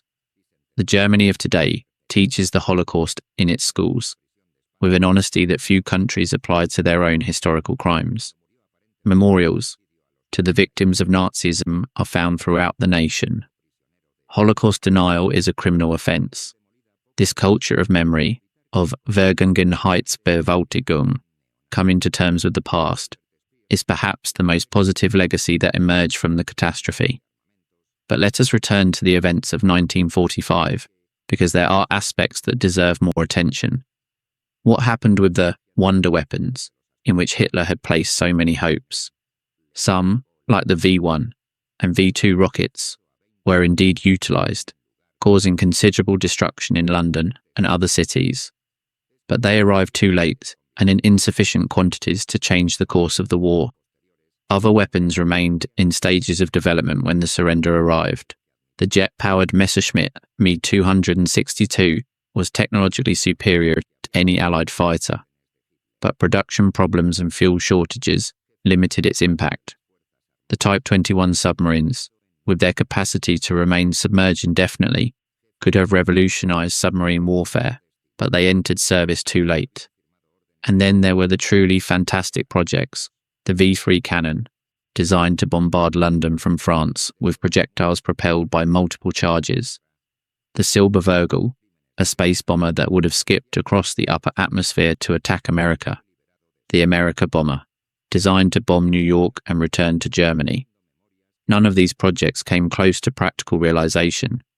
They were symptoms of a regime that preferred to fantasize with magical technological solutions instead of confronting the strategic realities of its situation. And the German nuclear program? Here we find one of the most debated stories of the last year of the Reich. Germany was the first country to initiate a nuclear research program oriented towards weapons. The German scientists, including Werner Heisenberg and Otto Hahn, were among the best in the world in nuclear physics. If anyone could develop an atomic bomb, they seemed to be the ones. But the German program never came close to success. The reasons are multiple and debated. Some historians point to calculation errors by Heisenberg regarding the amount of fissile material needed. Others point to the lack of resources dedicated to the project, which never received the priority that the Manhattan Project obtained in the United States. And some suggest that the German scientists, consciously or unconsciously, sabotaged the project to avoid giving Hitler such a terrible weapon. The truth probably involves all these factors. The German nuclear program was a fragmented effort, poorly coordinated, lacking the massive resources that the Allies dedicated to theirs. By 1945, it was very far from producing a functional weapon. When American soldiers captured the German experimental reactor in Haigerloch in April 1945, they found a primitive device compared to the American reactors.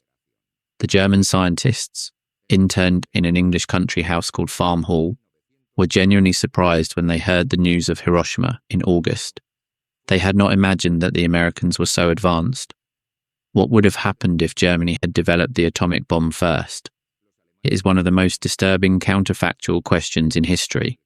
Hitler, who had no moral scruples of any kind, undoubtedly would have used it. London, Moscow, perhaps New York, the consequences are too horrible to contemplate. Luckily for humanity, nuclear physics did not obey the desires of the Führer. Let us examine now another aspect of the collapse: the German resistance to Nazism. Did such a thing exist? We have mentioned the attack of the 20th of July 1944, the conspiracy of officers that attempted to assassinate Hitler. But there were other forms of resistance, less dramatic but equally significant.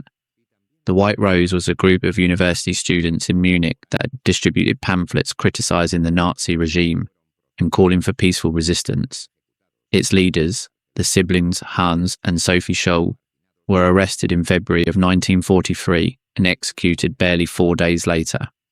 Sophie was 21 years old. What drove these young people to risk and lose their lives for an apparently hopeless cause? Their letters and writings reveal a profound moral conviction. They could not remain silent while their nation committed monstrous crimes. They knew they would probably fail, but they believed that the act of resistance in itself had value, as a testimony that not all Germans had lost their humanity. The Red Orchestra was a spy network that transmitted crucial information to the Soviet Union during the early years of the war. Composed mainly of leftist intellectuals and officials, it was dismantled by the Gestapo in 1942, with the execution of dozens of its members. And there were individual resistors, the industrialist Oskar Schindler, who saved more than 1,000 Jews by employing them in his factories, the Swedish diplomat Raoul Wallenberg, who issued passports of protection to thousands of Hungarian Jews, the German military officer Wilhelm Hosenfeld, who hid the Polish Jewish pianist Władysław Szpilman. These stories of resistance and rescue shine like lights in the darkness of the Nazi period.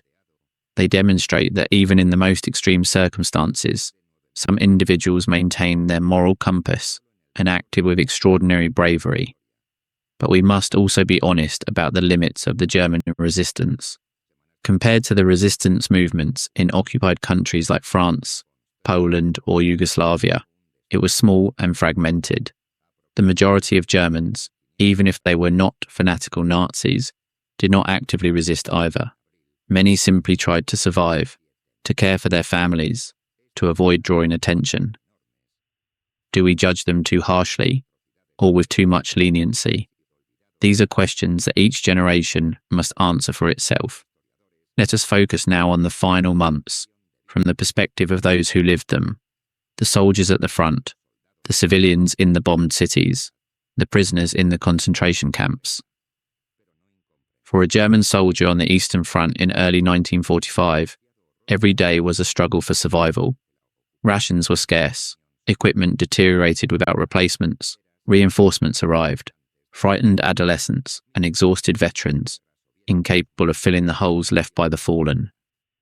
The letters of these soldiers, many preserved in archives, reveal a mixture of fatalism, fear, and surprisingly sometimes hope. Some still believed in the promises of wonder weapons. Others simply fought because they saw no alternative. To desert meant execution. To surrender to the Soviets seemed a fate worse than death. One soldier wrote to his family in March 1945, "I don't know if I will ever see you again. Every day is borrowed, but don't worry about me. Worry about yourselves. What is coming will be difficult for everyone."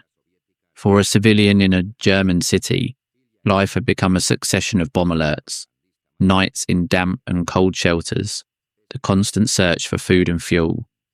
Official rations provided barely the minimum calories to subsist. The black market prospered, but prices were out of reach for the majority. The Allied bombings, which intensified in the final months of the war, turned entire cities into infernos. Dresden, bombed from the 13th to the 15th of February 1945, was perhaps the most controversial example. The firestorms created by the incendiary bombs killed between 25,000 and 40,000 people, primarily civilians. Were these bombings war crimes? The debate continues. Defenders argue that attacking German industry and morale was necessary to shorten the war. Critics point out that many bombed cities lacked significant military importance and that deliberately killing civilians violates the laws of war. What is undeniable is the suffering of the victims, Entire families incinerated in their shelters, survivors who wandered through the ruins searching for their loved ones, orphaned children who did not understand what had happened nor why. And for the prisoners of the concentration camps, the final months brought a mixture of desperate hope and new horrors. As the Allies approached, the Nazis evacuated many camps, forcing the prisoners on long marches toward the interior of Germany. These death marches killed tens of thousands. Those who could not keep the pace were shot by the side of the road. The survivors arrived at overcrowded camps where conditions were even worse. Bergen-Belsen, originally a relatively small internment camp, turned into a hell when prisoners from other camps were transferred there. Without adequate facilities, without sufficient food, without clean water, diseases spread without control.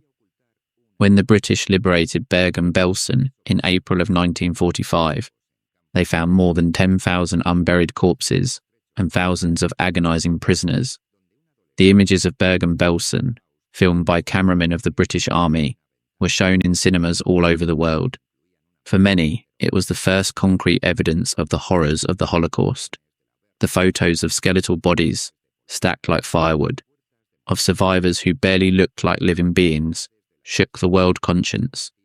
How was such degradation of humanity possible?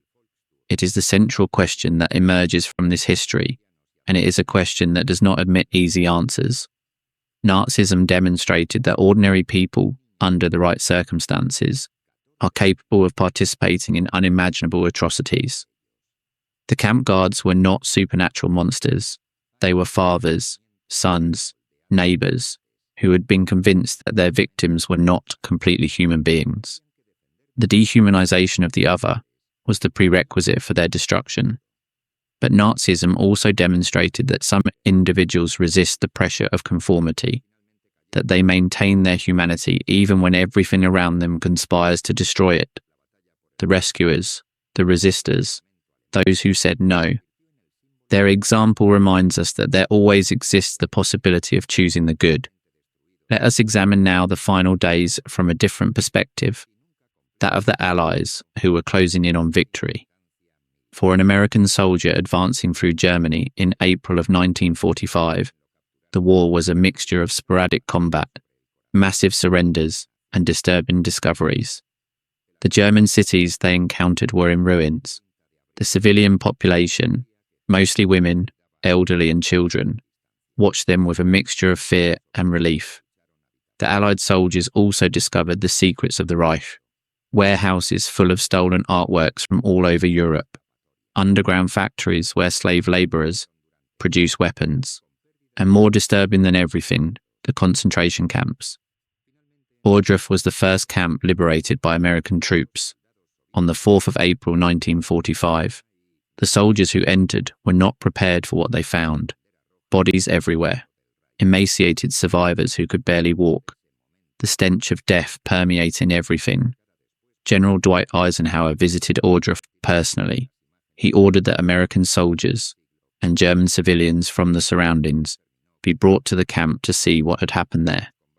"We are telling the world about this," he explained. He did not want anyone to be able to deny what had happened. The photographs and films of the liberated camps circulated all over the world. Newspapers that had relegated the news about the Holocaust to interior pages now published front-page images. The evidence was impossible to ignore. Why had the world not acted sooner? The news about the massacres of Jews had reached the Allies since 1942, but they had been received with skepticism, considered as exaggerated propaganda. Even those who believed them argued that the best way to save the Jews was to win the war as quickly as possible, not to divert resources for rescue missions. After the war, this failure to act would weigh upon the conscience of the Allied governments. Could Auschwitz have been bombed? Could more Jewish refugees have been accepted prior to the war? Could something, anything, have been done to save more victims? These questions remain without a satisfactory answer. What we do know is that 6 million Jews died, along with millions of others considered undesirable by the Nazi regime. Roma, disabled persons, Soviet prisoners of war, homosexuals, Jehovah's Witnesses, political opponents. The Holocaust remains as the greatest moral stain of the 20th century. But let us continue with our narration of the military events, because there are final battles that we must examine. While the Soviets fought for Berlin, the Western Allies advanced through the south of Germany towards Austria and Czechoslovakia. The resistance was variable. Some German units fought fiercely, others surrendered without firing a shot. The so-called Alpine Redoubt, the supposed fortress in the Alps, where the Nazis planned to continue resistance indefinitely, turned out to be largely a myth. Although some facilities and supply depots existed in the mountains, a coherent defensive system was never developed. When the Allies arrived, they found little organised resistance. Berchtesgaden, the mountain retreat of Hitler, where he had received dignitaries and planned conquests, was captured by American troops on the 4th of May. The soldiers found the Berghof, Hitler's personal residence, partially destroyed by Allied bombings and looting by the SS, who had evacuated prior to the enemy arrival. The American troops photographed themselves on the balcony, where Hitler had posed so many times, toasting with wine and champagne looted from the cellars. It was a symbolic victory, the culmination of a war that had cost millions of lives. In Czechoslovakia, the liberation took a different form. On the 5th of May, the population of Prague rose up against the German occupiers. For 4 days, civilians armed with rifles and Molotov cocktails fought against German soldiers, attempting to retreat towards the west. Help arrived from an unexpected source, the Russian Liberation Army, a force composed of Soviet prisoners of war who had accepted to fight for Germany. In an ironic twist, these troops, led by General Andrei Vlasov, turned against their former German allies and aided the Czech insurgents. They hoped, perhaps naively, that this act would earn them the favour of the Western Allies. It was not to be so. When the Red Army arrived in Prague on the 9th of May, Vlasov and his followers were captured and handed over to the Soviets. Vlasov was executed in August 1946. His soldiers were sent to the Gulag or executed. Their attempt to change sides at the last moment did not save them from the fate reserved for traitors. And what happened in the final hours of combat? There are notable stories of the final moments of the war. In some places, the surrender arrived with formality and dignity. German officers signing documents, handing over weapons, marching into captivity. In others, the end was chaotic. German soldiers throwing away their uniforms and trying to blend in with the civilian population. Others committing suicide rather than surrendering. Some fighting to the death in senseless resistances. For many German soldiers, especially those on the Eastern Front, the goal in those final days was simple: to reach territory controlled by the Americans or British before the Soviets caught up to them. Entire units raced towards the west, hoping to surrender to the Western Allies. The Americans, for their part, faced a dilemma. According to agreements between Allies, German forces surrendering in the zone assigned to the Soviet Union were to be handed over to the Soviets, but many German soldiers begged not to be sent east. The stories of what occurred in Soviet captivity had spread widely. In practice, policies varied. Some American commanders accepted surrenders and then lost the prisoners before they could be transferred. Others strictly followed the agreements and handed their prisoners over to the Soviets. The fate of a German soldier could depend on the whim of circumstances over which he had no control.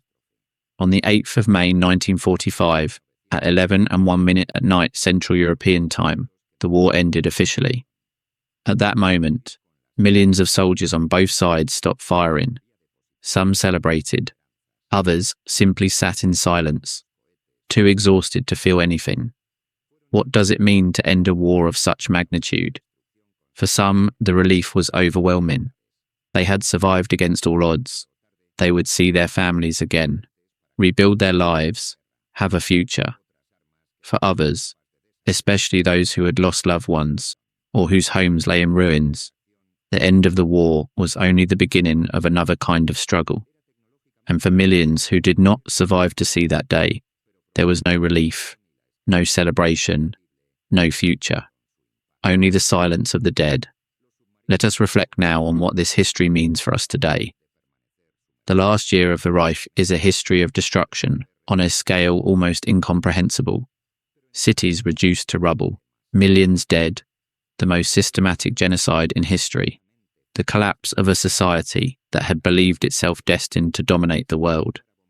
But it is also a history of decisions, of individuals who chose different paths. Hitler chose to continue a lost war until the end, condemning millions to die for his obstinacy. His generals, with few exceptions, chose to obey orders they knew were catastrophic. Ordinary soldiers chose to fight, to surrender, or in some cases to desert, each decision with its own consequences. And civilians chose as well, although their options were much more limited. Some resisted the regime, risking and often losing their lives. Others collaborated enthusiastically. The majority simply tried to survive, doing the minimum necessary to avoid trouble. What would we have done in their place? It is easy to judge from a distance, from the security of decades of peace and democracy, but the history of Nazism reminds us that apparently civilized societies can fall into barbarism, that normal people can become perpetrators or accomplices of atrocities. The most important lesson of the last year of the Reich is perhaps the fragility of civilization, the values we consider eternal, the rights we assume inalienable, the institutions we believe permanent. All this can disappear with terrifying speed if we do not defend them actively. Nazism did not arise out of nowhere. It was the product of specific conditions: national humiliation, economic crisis, deeply rooted anti-Semitism, weakness of democratic institutions. But it was also the product of individual decisions by millions of people who chose to support or at least tolerate a criminal regime. When we study the collapse of the Reich, we do not study only the past. We study the darkest possibilities of human nature and collective behavior. We study what happens when hatred becomes state policy, when propaganda replaces truth, when violence becomes normalized. And by studying this, we arm ourselves against its repetition, not because history repeats itself exactly, but because the patterns of authoritarianism, of demagoguery, of fanaticism resurface in different forms in different eras. Recognizing them is the first step to combating them. The 1,000-year Reich lasted barely 12. It left behind it a devastated continent, tens of millions dead, and a wound in the conscience of humanity that will never completely heal. But it also left lessons that we must not forget. Let us continue now exploring specific aspects of this period that deserve more detailed attention. What was happening in the German economy during the last year of the Reich? The answer reveals the fundamental contradictions of a system built upon exploitation and war. In spite of the Allied bombings, German industrial production reached its maximum point in the summer of 1944. The factories produced more tanks, more airplanes, more munitions than ever before. Albert Speer, the Minister of Armaments, had managed to rationalize production, disperse factories to hinder bombings, and extract every ounce of productivity from the German industrial machinery.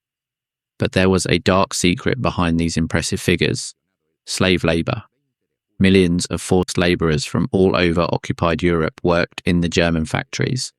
Prisoners of war, deported civilians, Jews from the concentration camps, all were ruthlessly exploited to keep the war machine functioning. Conditions varied enormously. Some foreign workers, especially from Western Europe, received relatively decent treatment, with wages and basic lodging.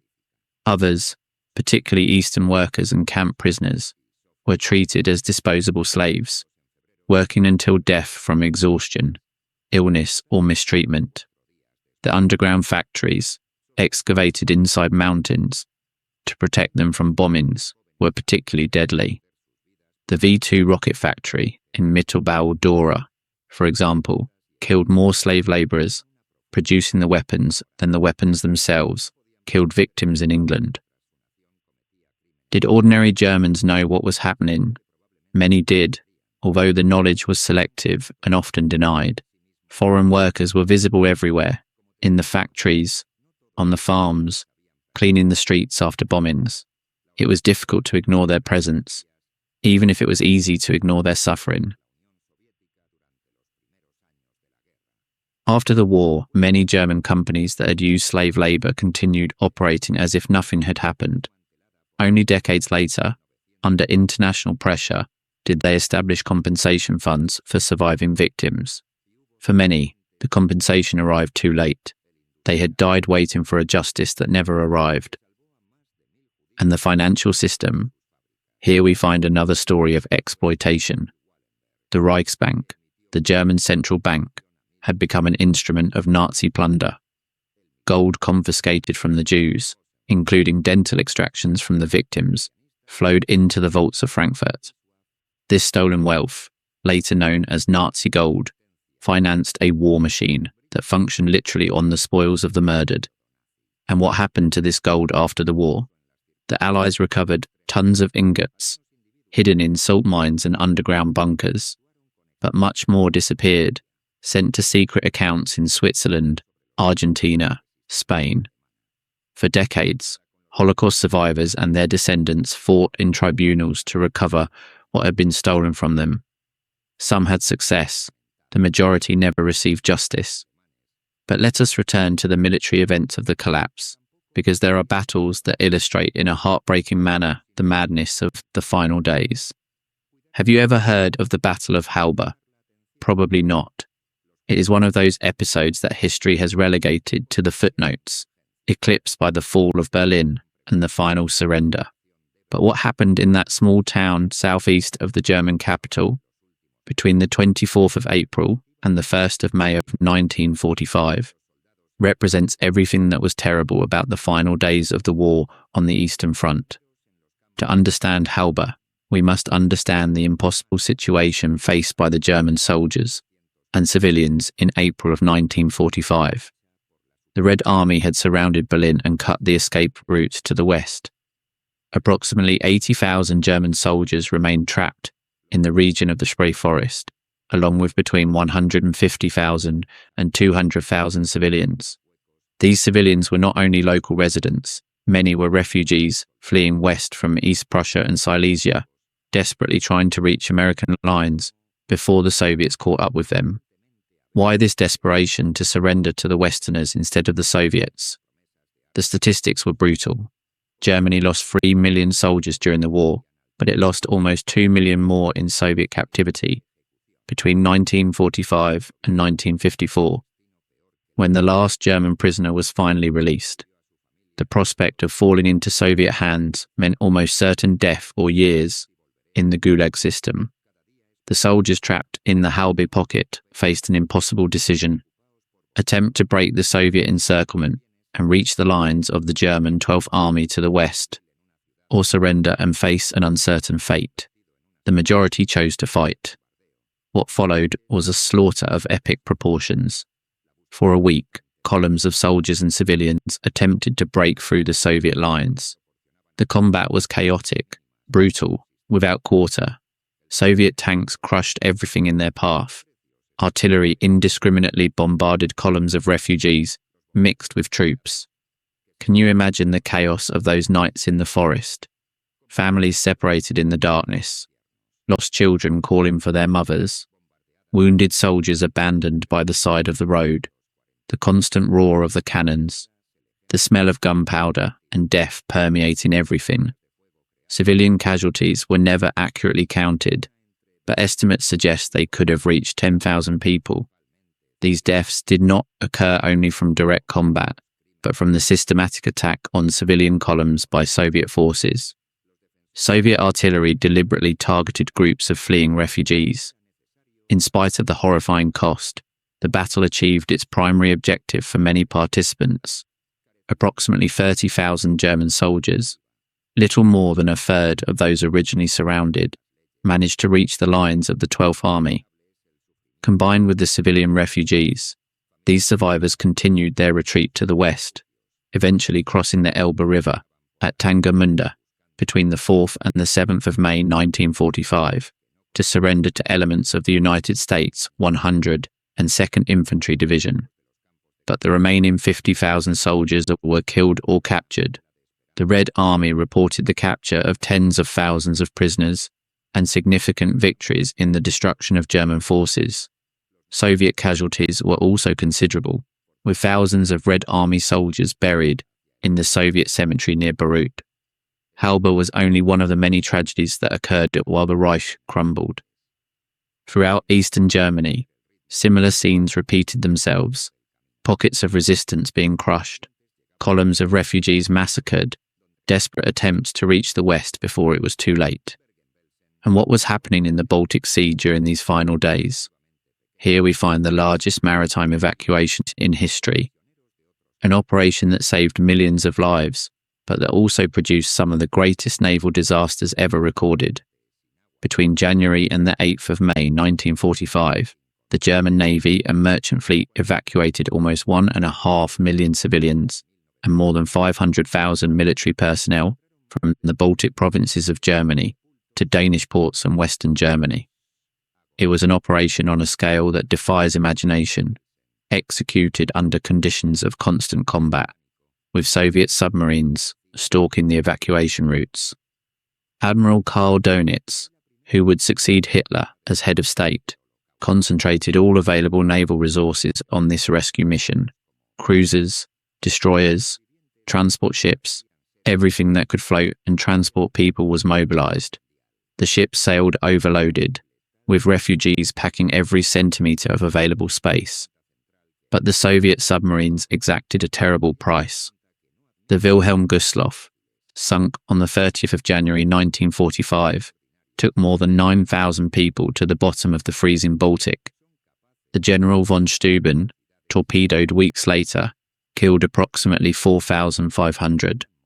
The Goya, sunk in April, cost some 7,000 more lives.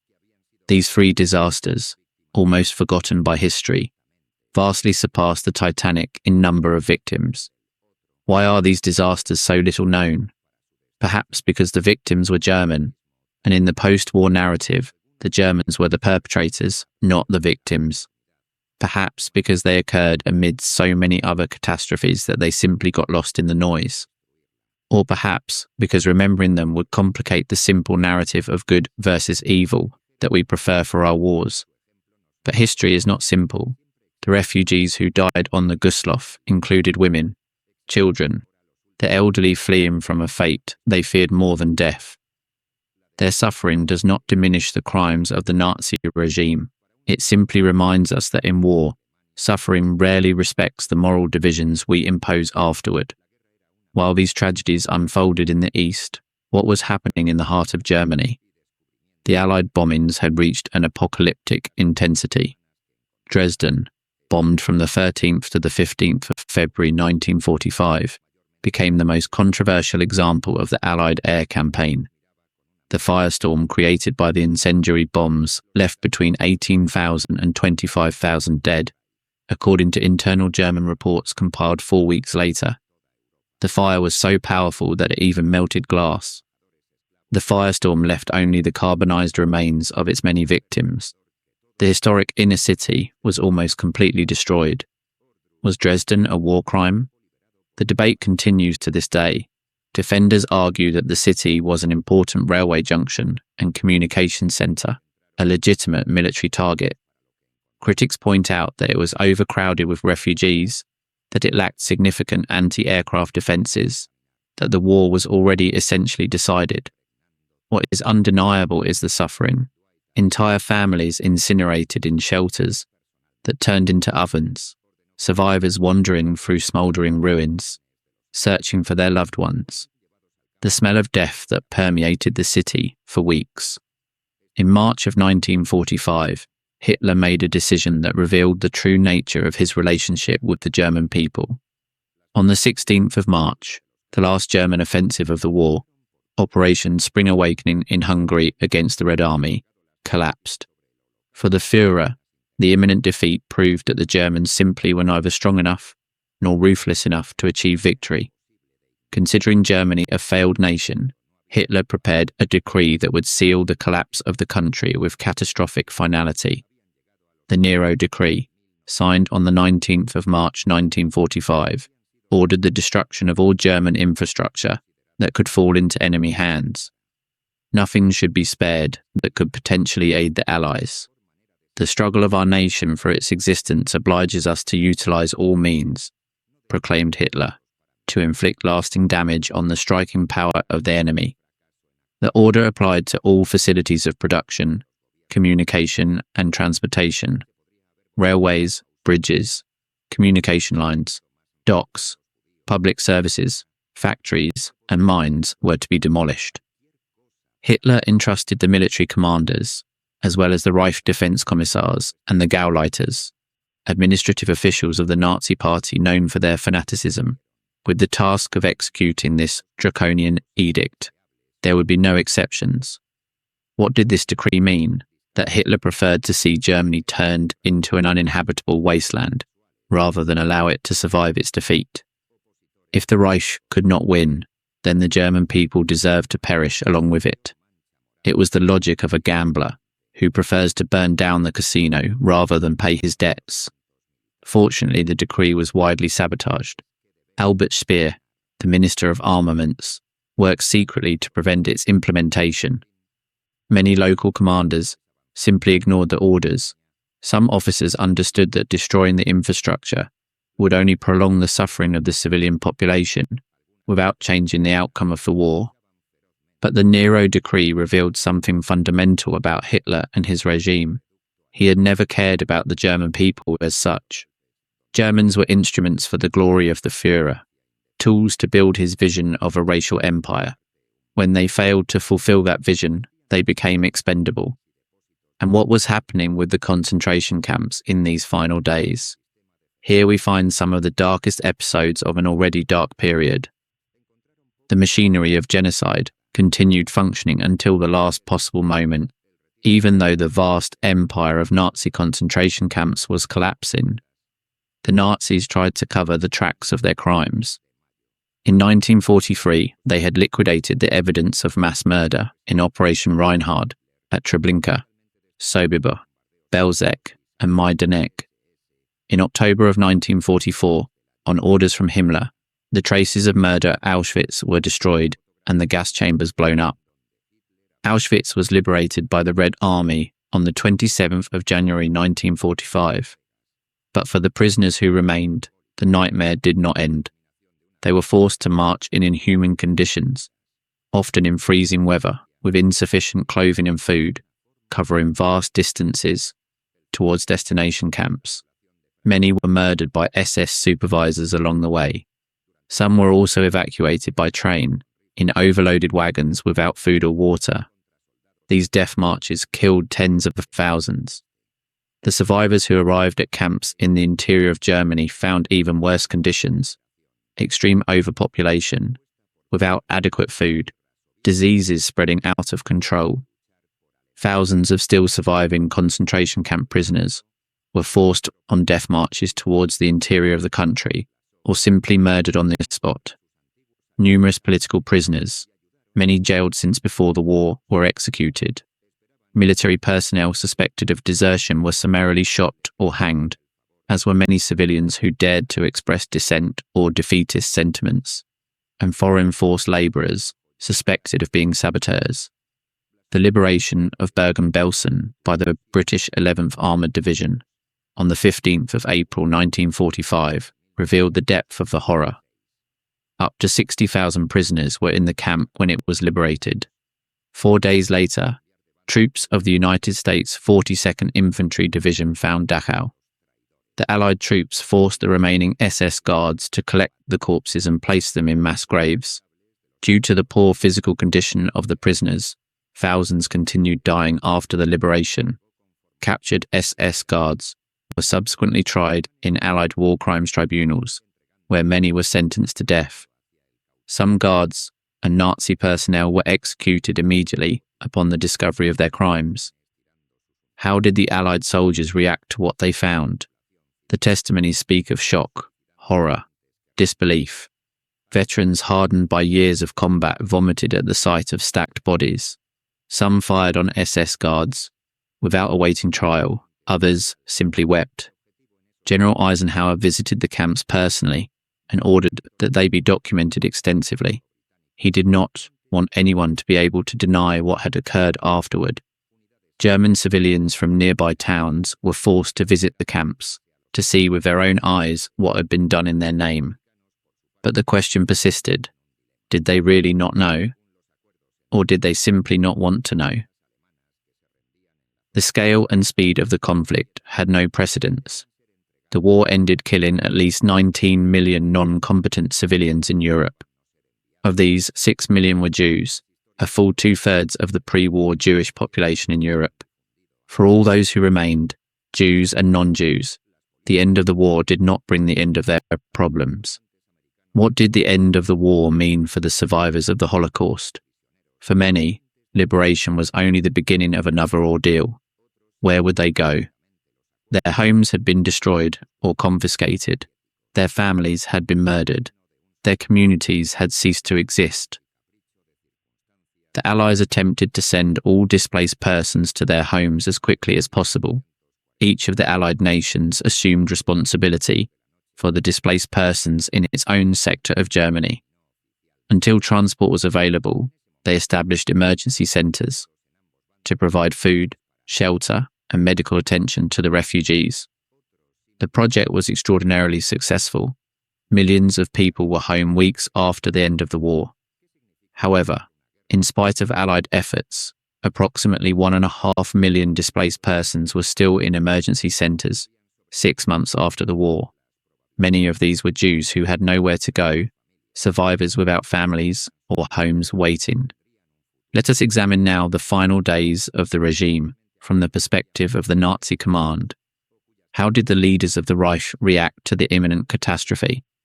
Heinrich Himmler, the architect of the SS and supervisor of the Holocaust, tried to negotiate the surrender on his own. In late April, Himmler made an offer of unconditional surrender through an intermediary to General Dwight D. Eisenhower, Commander-in-Chief of the British and American forces in Europe. Hitler learned of the offer by radio on the 29th of April 1945. In one of his final official acts, the Nazi Führer stripped Himmler of all his posts and positions. Karl Wolff, SS general in Italy, had more success. He managed to persuade the German military authorities in northern Italy to surrender to the Anglo-Americans on the 2nd of May 1945, 5 days before the end of the war. This separate surrender, known as Operation Sunrise, was one of the first acts of German capitulation, but the general surrender would take a few more days. On the 5th of May 1945, 1 day after the German forces in the Netherlands, Denmark and northwestern Germany surrendered to the British Army, Dönitz established contact with the Allied Supreme Commander to negotiate. On the 7th of May, Colonel General Alfred Jodl signed the instrument of unconditional surrender in Reims. The ceremony was repeated by the Soviets in Berlin late on the 8th of May, with Field Marshal Wilhelm Keitel as German signatory.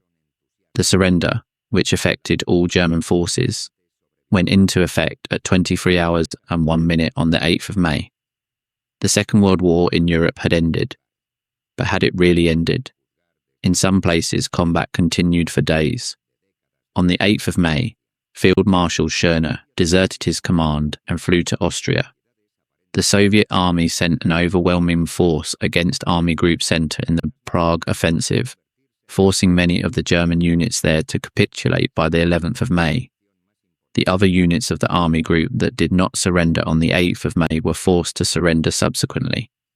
In Flensburg, near the Danish border, the phantom government of Dönitz continued functioning for a few more weeks. On the 12th of May, an Allied liaison team arrived and took up residence aboard the passenger ship Patria. The liaison officers and the Supreme Allied Headquarters soon realised that they did not need to act through the Flensburg government and that its members should be arrested. On the 23rd of May, acting under orders of Schaeff and with the approval of the Soviets, American Major General Rooks summoned Dönitz aboard the Patria and communicated to him that he and all the members of his government were under arrest and that his government was dissolved. The 1,000-year Reich had ended officially.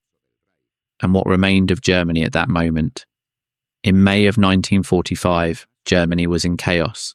Observers reported that the destruction in some of the largest cities had to be seen to be believed, with, for example, 66% of the houses in Cologne destroyed, and in Dusseldorf 93% uninhabitable. The economy was paralysed, and no central government remained to implement instructions issued by the Allies. Millions of people were homeless, or trying to return to homes that no longer existed.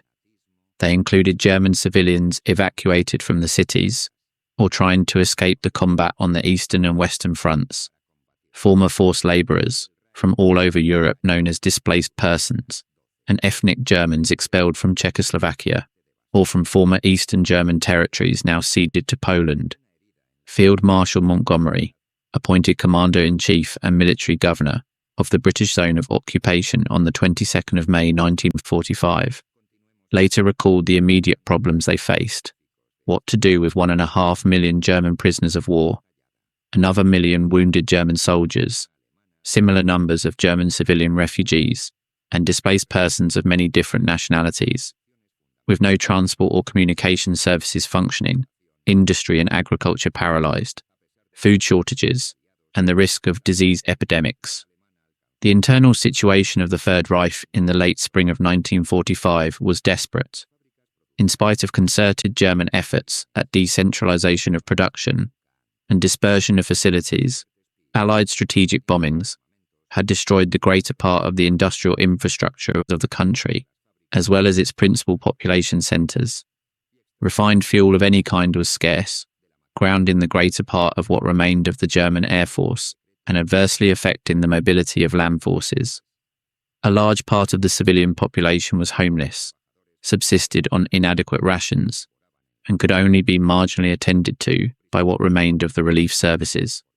The influx of refugees fleeing the Red Army advance in the eastern provinces of Germany stretched this fragile net to the breaking point. How did the reconstruction begin? The Allies were determined to destroy what remained of the Nazi Party and to hold its leaders responsible for their crimes. Germany would be disarmed, its borders redrawn, and the country divided into 4 zones of occupation. Each zone would be governed by one of the Allied powers: the United States, Great Britain, France, and the Soviet Union. In meetings between Allied leaders in 1945, they expressed the desire to restore democracy in Germany. The Potsdam Agreement was signed on the 1st of August 1945. In connection with this, the leaders of the United States, Great Britain, and the Soviet Union planned the new post-war German government, resettled the borders of the war territory, annexed de facto a quarter of pre-war Germany, situated east of the Oder-Neisse line, and ordered and organised the expulsion of the millions of Germans who remained in the annexed territories and in other places of the east. The directives were clear. Germany had to be demilitarised, denazified, and democratised. Germany and Austria, and their capitals Berlin and Vienna, had to be divided into 4 zones of occupation. An Allied war crimes tribunal would be established to judge German war criminals. All German annexations in Europe had to be reversed, and the eastern border of Germany shifted to the west. The majority of the German populations that remained outside the new eastern border of the country were to be expelled and repatriated to Germany. The Soviet Union would extract war reparations from its occupation zone in Germany. German living standards were not to exceed the European average. German war industrial potential was to be dismantled or destroyed, including the majority of heavy industry, and the economy was to be reorganised and based on agriculture and light manufacturing. But one of the most tragic and least known consequences was Operation Keelhole. This operation began the forced repatriation by the Allies of displaced persons, families, anti-communists, White Russians, former prisoners of war of the Soviet armed forces, foreign slave labourers, volunteer soldiers and Cossacks, and Nazi collaborators to the Soviet Union. Between the 14th of August 1946 and the 9th of May 1947, up to 5 million people were forcibly handed over to the Soviets. Upon returning, the majority of the deportees faced prison or execution. On some occasions, the NKVD began executing people before the Allied troops had departed from the meeting points. How was it possible that the Allies participated in this? The answer involves a mixture of diplomatic agreements, realpolitik, and perhaps a lack of understanding of what awaited the repatriated. The Soviets demanded the return of all their citizens, and the Western Allies agreed as part of the post-war agreements. The human cost of this decision was incalculable. Montgomery decided to treat the task of governing a defeated enemy as if it were a military operation, referring to the need to fight the Battle of the Winter to secure food, work, and homes for the former enemies. The resources available under his direct command were the Army and the Civilian Control Commission, which had been established in the last year of the war and transferred to Germany in July and August of 1945. As early as July of 1945, less than 3 months after the end of the war, he issued a new draft directive to the commanders of the British Army and division heads of the Control Commission, finalised on the 10th of September 1945. Unlike previous war directives, the new directive identified steps to take to rebuild German economic and political life, address the shortage of food, fuel and housing, improve transport facilities, reopen schools, permit freedom of assembly, authorise political parties, and prepare for future elections. More than 1 million German soldiers, captured and detained at the end of the war and held in the British zone, were released between June and September of 1945 to work the land and gather the harvest in a project called Operation Barley. What contribution to the recovery did the British economic policies make during the first 4 years of occupation?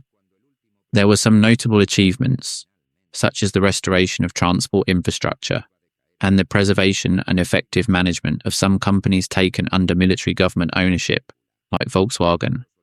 However, the essential British contribution to the future German economic renaissance lay in providing a period of stability after the war, restoring order and the rule of law, and ensuring the provision of basic services. In the first 2 years after the war, the instructions issued to British administrative personnel and army personnel regarding personal relations with German civilians changed completely, from non-fraternisation and a prohibition of all contacts with Germans, other than those necessary for their work, to official support for all forms of activity that would promote mutual understanding and personal reconciliation.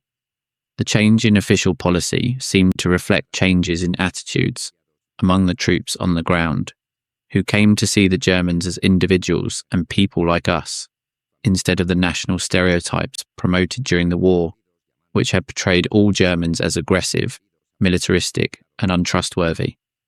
But reconciliation worked in post-war Germany because personal initiatives, at many levels, received official support and encouragement, and were combined with active collaboration between the British and local German administrations.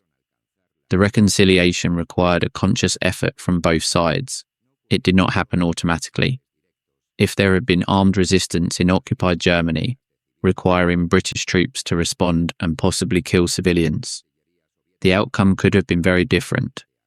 There was no armed resistance because Germany had been completely defeated in the war and the Nazi government completely discredited. The acceptance by a majority of both occupiers and occupied that the previous regime had been illegitimate, together with the establishment of law and order, internal peace and security, adequate supplies of food, and measures to prevent diseases, were the crucial preconditions for the positive work of reconstruction. On the 20th of September 1945, the Allied Control Council approved its Control Council Law No. 1, Repeal of Nazi Laws, which repealed numerous pieces of legislation promulgated by the National Socialist regime, putting a de jure end to the government of Nazi Germany. On the 10th of October 1945, Control Council Law No. 2 was also approved, formally abolishing all National Socialist organisations. What lessons does the collapse of the Reich leave us? Politically and diplomatically, Germany was denazified, disarmed as an independent military force, and the western and eastern parts firmly anchored within the alliances of NATO and the Warsaw Pact. In the West, the currency reform of 1948, free market policies, and the generous terms of the Marshall Plan provided the preconditions for the subsequent economic miracle. This success story was reinforced by the peaceful reunification in 1990, replacing the inconclusive and potentially unstable situation created in 1949 of one Germany divided into two separate states. The treaty on the final settlement with respect to Germany was signed following the German reunification of 1990, by which the four powers renounced all the rights they previously possessed in the now single country, including Berlin.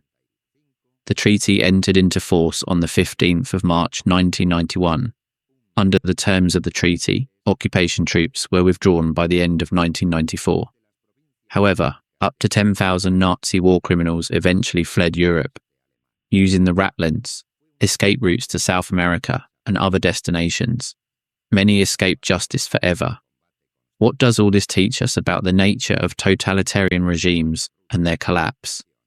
The last year of the Reich demonstrated that even the most brutal and apparently powerful systems can disintegrate with surprising rapidity once their foundations erode. The Reich that promised to last 1,000 years barely survived 12. The Wehrmacht that had conquered Europe from Warsaw to Paris was destroyed by enemies it had underestimated, and the leader who had demanded absolute loyalty ended his days as a fugitive in a bunker, betrayed by his own subordinates. But the collapse also demonstrated the horrific cost of ideological obstinacy. Every day that the war continued after it was clearly lost cost thousands of additional lives. Hitler's decisions to prohibit retreats, to order resistance to the last cartridge, to destroy German infrastructure before surrendering, did not prolong the existence of the Reich in any significant way, but they did multiply the suffering of millions. The final act of the Second World War is its most costly episode. More than 1 million German soldiers died in 1945 alone. Civilian figures are impossible to calculate with precision, but they certainly exceed that amount. All this suffering occurred when the outcome of the war was already decided, when the only question was when and how it would end, not if it would end. And what does this history mean for us today? Perhaps the most important lesson is the fragility of civilization. The Germany of the 1920s was a cultured, educated society with an incipient democratic tradition. In less than a decade, it fell under the control of a criminal regime that would lead the country and Europe to catastrophe. The institutions, the values, the norms that we take for granted can disappear with terrifying speed if we do not actively defend them. We also learn about the danger of ideology when it is combined with the power of the modern state. Nazism was not only a moral aberration, it was an aberration executed with all the efficiency of modern bureaucracy, industrial technology, and mass propaganda. The concentration camps functioned on train schedules. The genocide had quotas and statistics. Evil was institutionalized. And finally, we learn about the capacity for recovery. The Germany that emerged from the ruins of 1945 became, over time, one of the most stable and prosperous democracies in the world. The reconciliation that seemed impossible in the early years of the occupation eventually occurred, although it required decades of conscious work by both sides. The 1,000-year Reich is now little more than rubble and memories, but its lessons remain urgently relevant. In a world where authoritarianism resurges, where demagoguery finds new audiences, where hate spreads at speeds Goebbels never imagined, remembering how Nazism began and how it ended is not an academic exercise. It is a moral imperative. What would have happened if history had taken a different path? If Hitler had listened to his generals? If the bomb of the 20th of July had killed the dictator? If Germany had developed the atomic bomb first? These counterfactual questions haunt us, but perhaps the most important one is more personal. What would we have done? Would we have resisted? collaborated, or simply tried to survive. It is easy to judge from the safety of historical distance, but the true value of studying this era is that it forces us to confront those questions, to examine our own convictions, to ask ourselves if we would have the courage to do what is right when doing so means risking everything. The final year of the Reich was a year of unprecedented destruction, of incalculable suffering, of crimes that defy comprehension.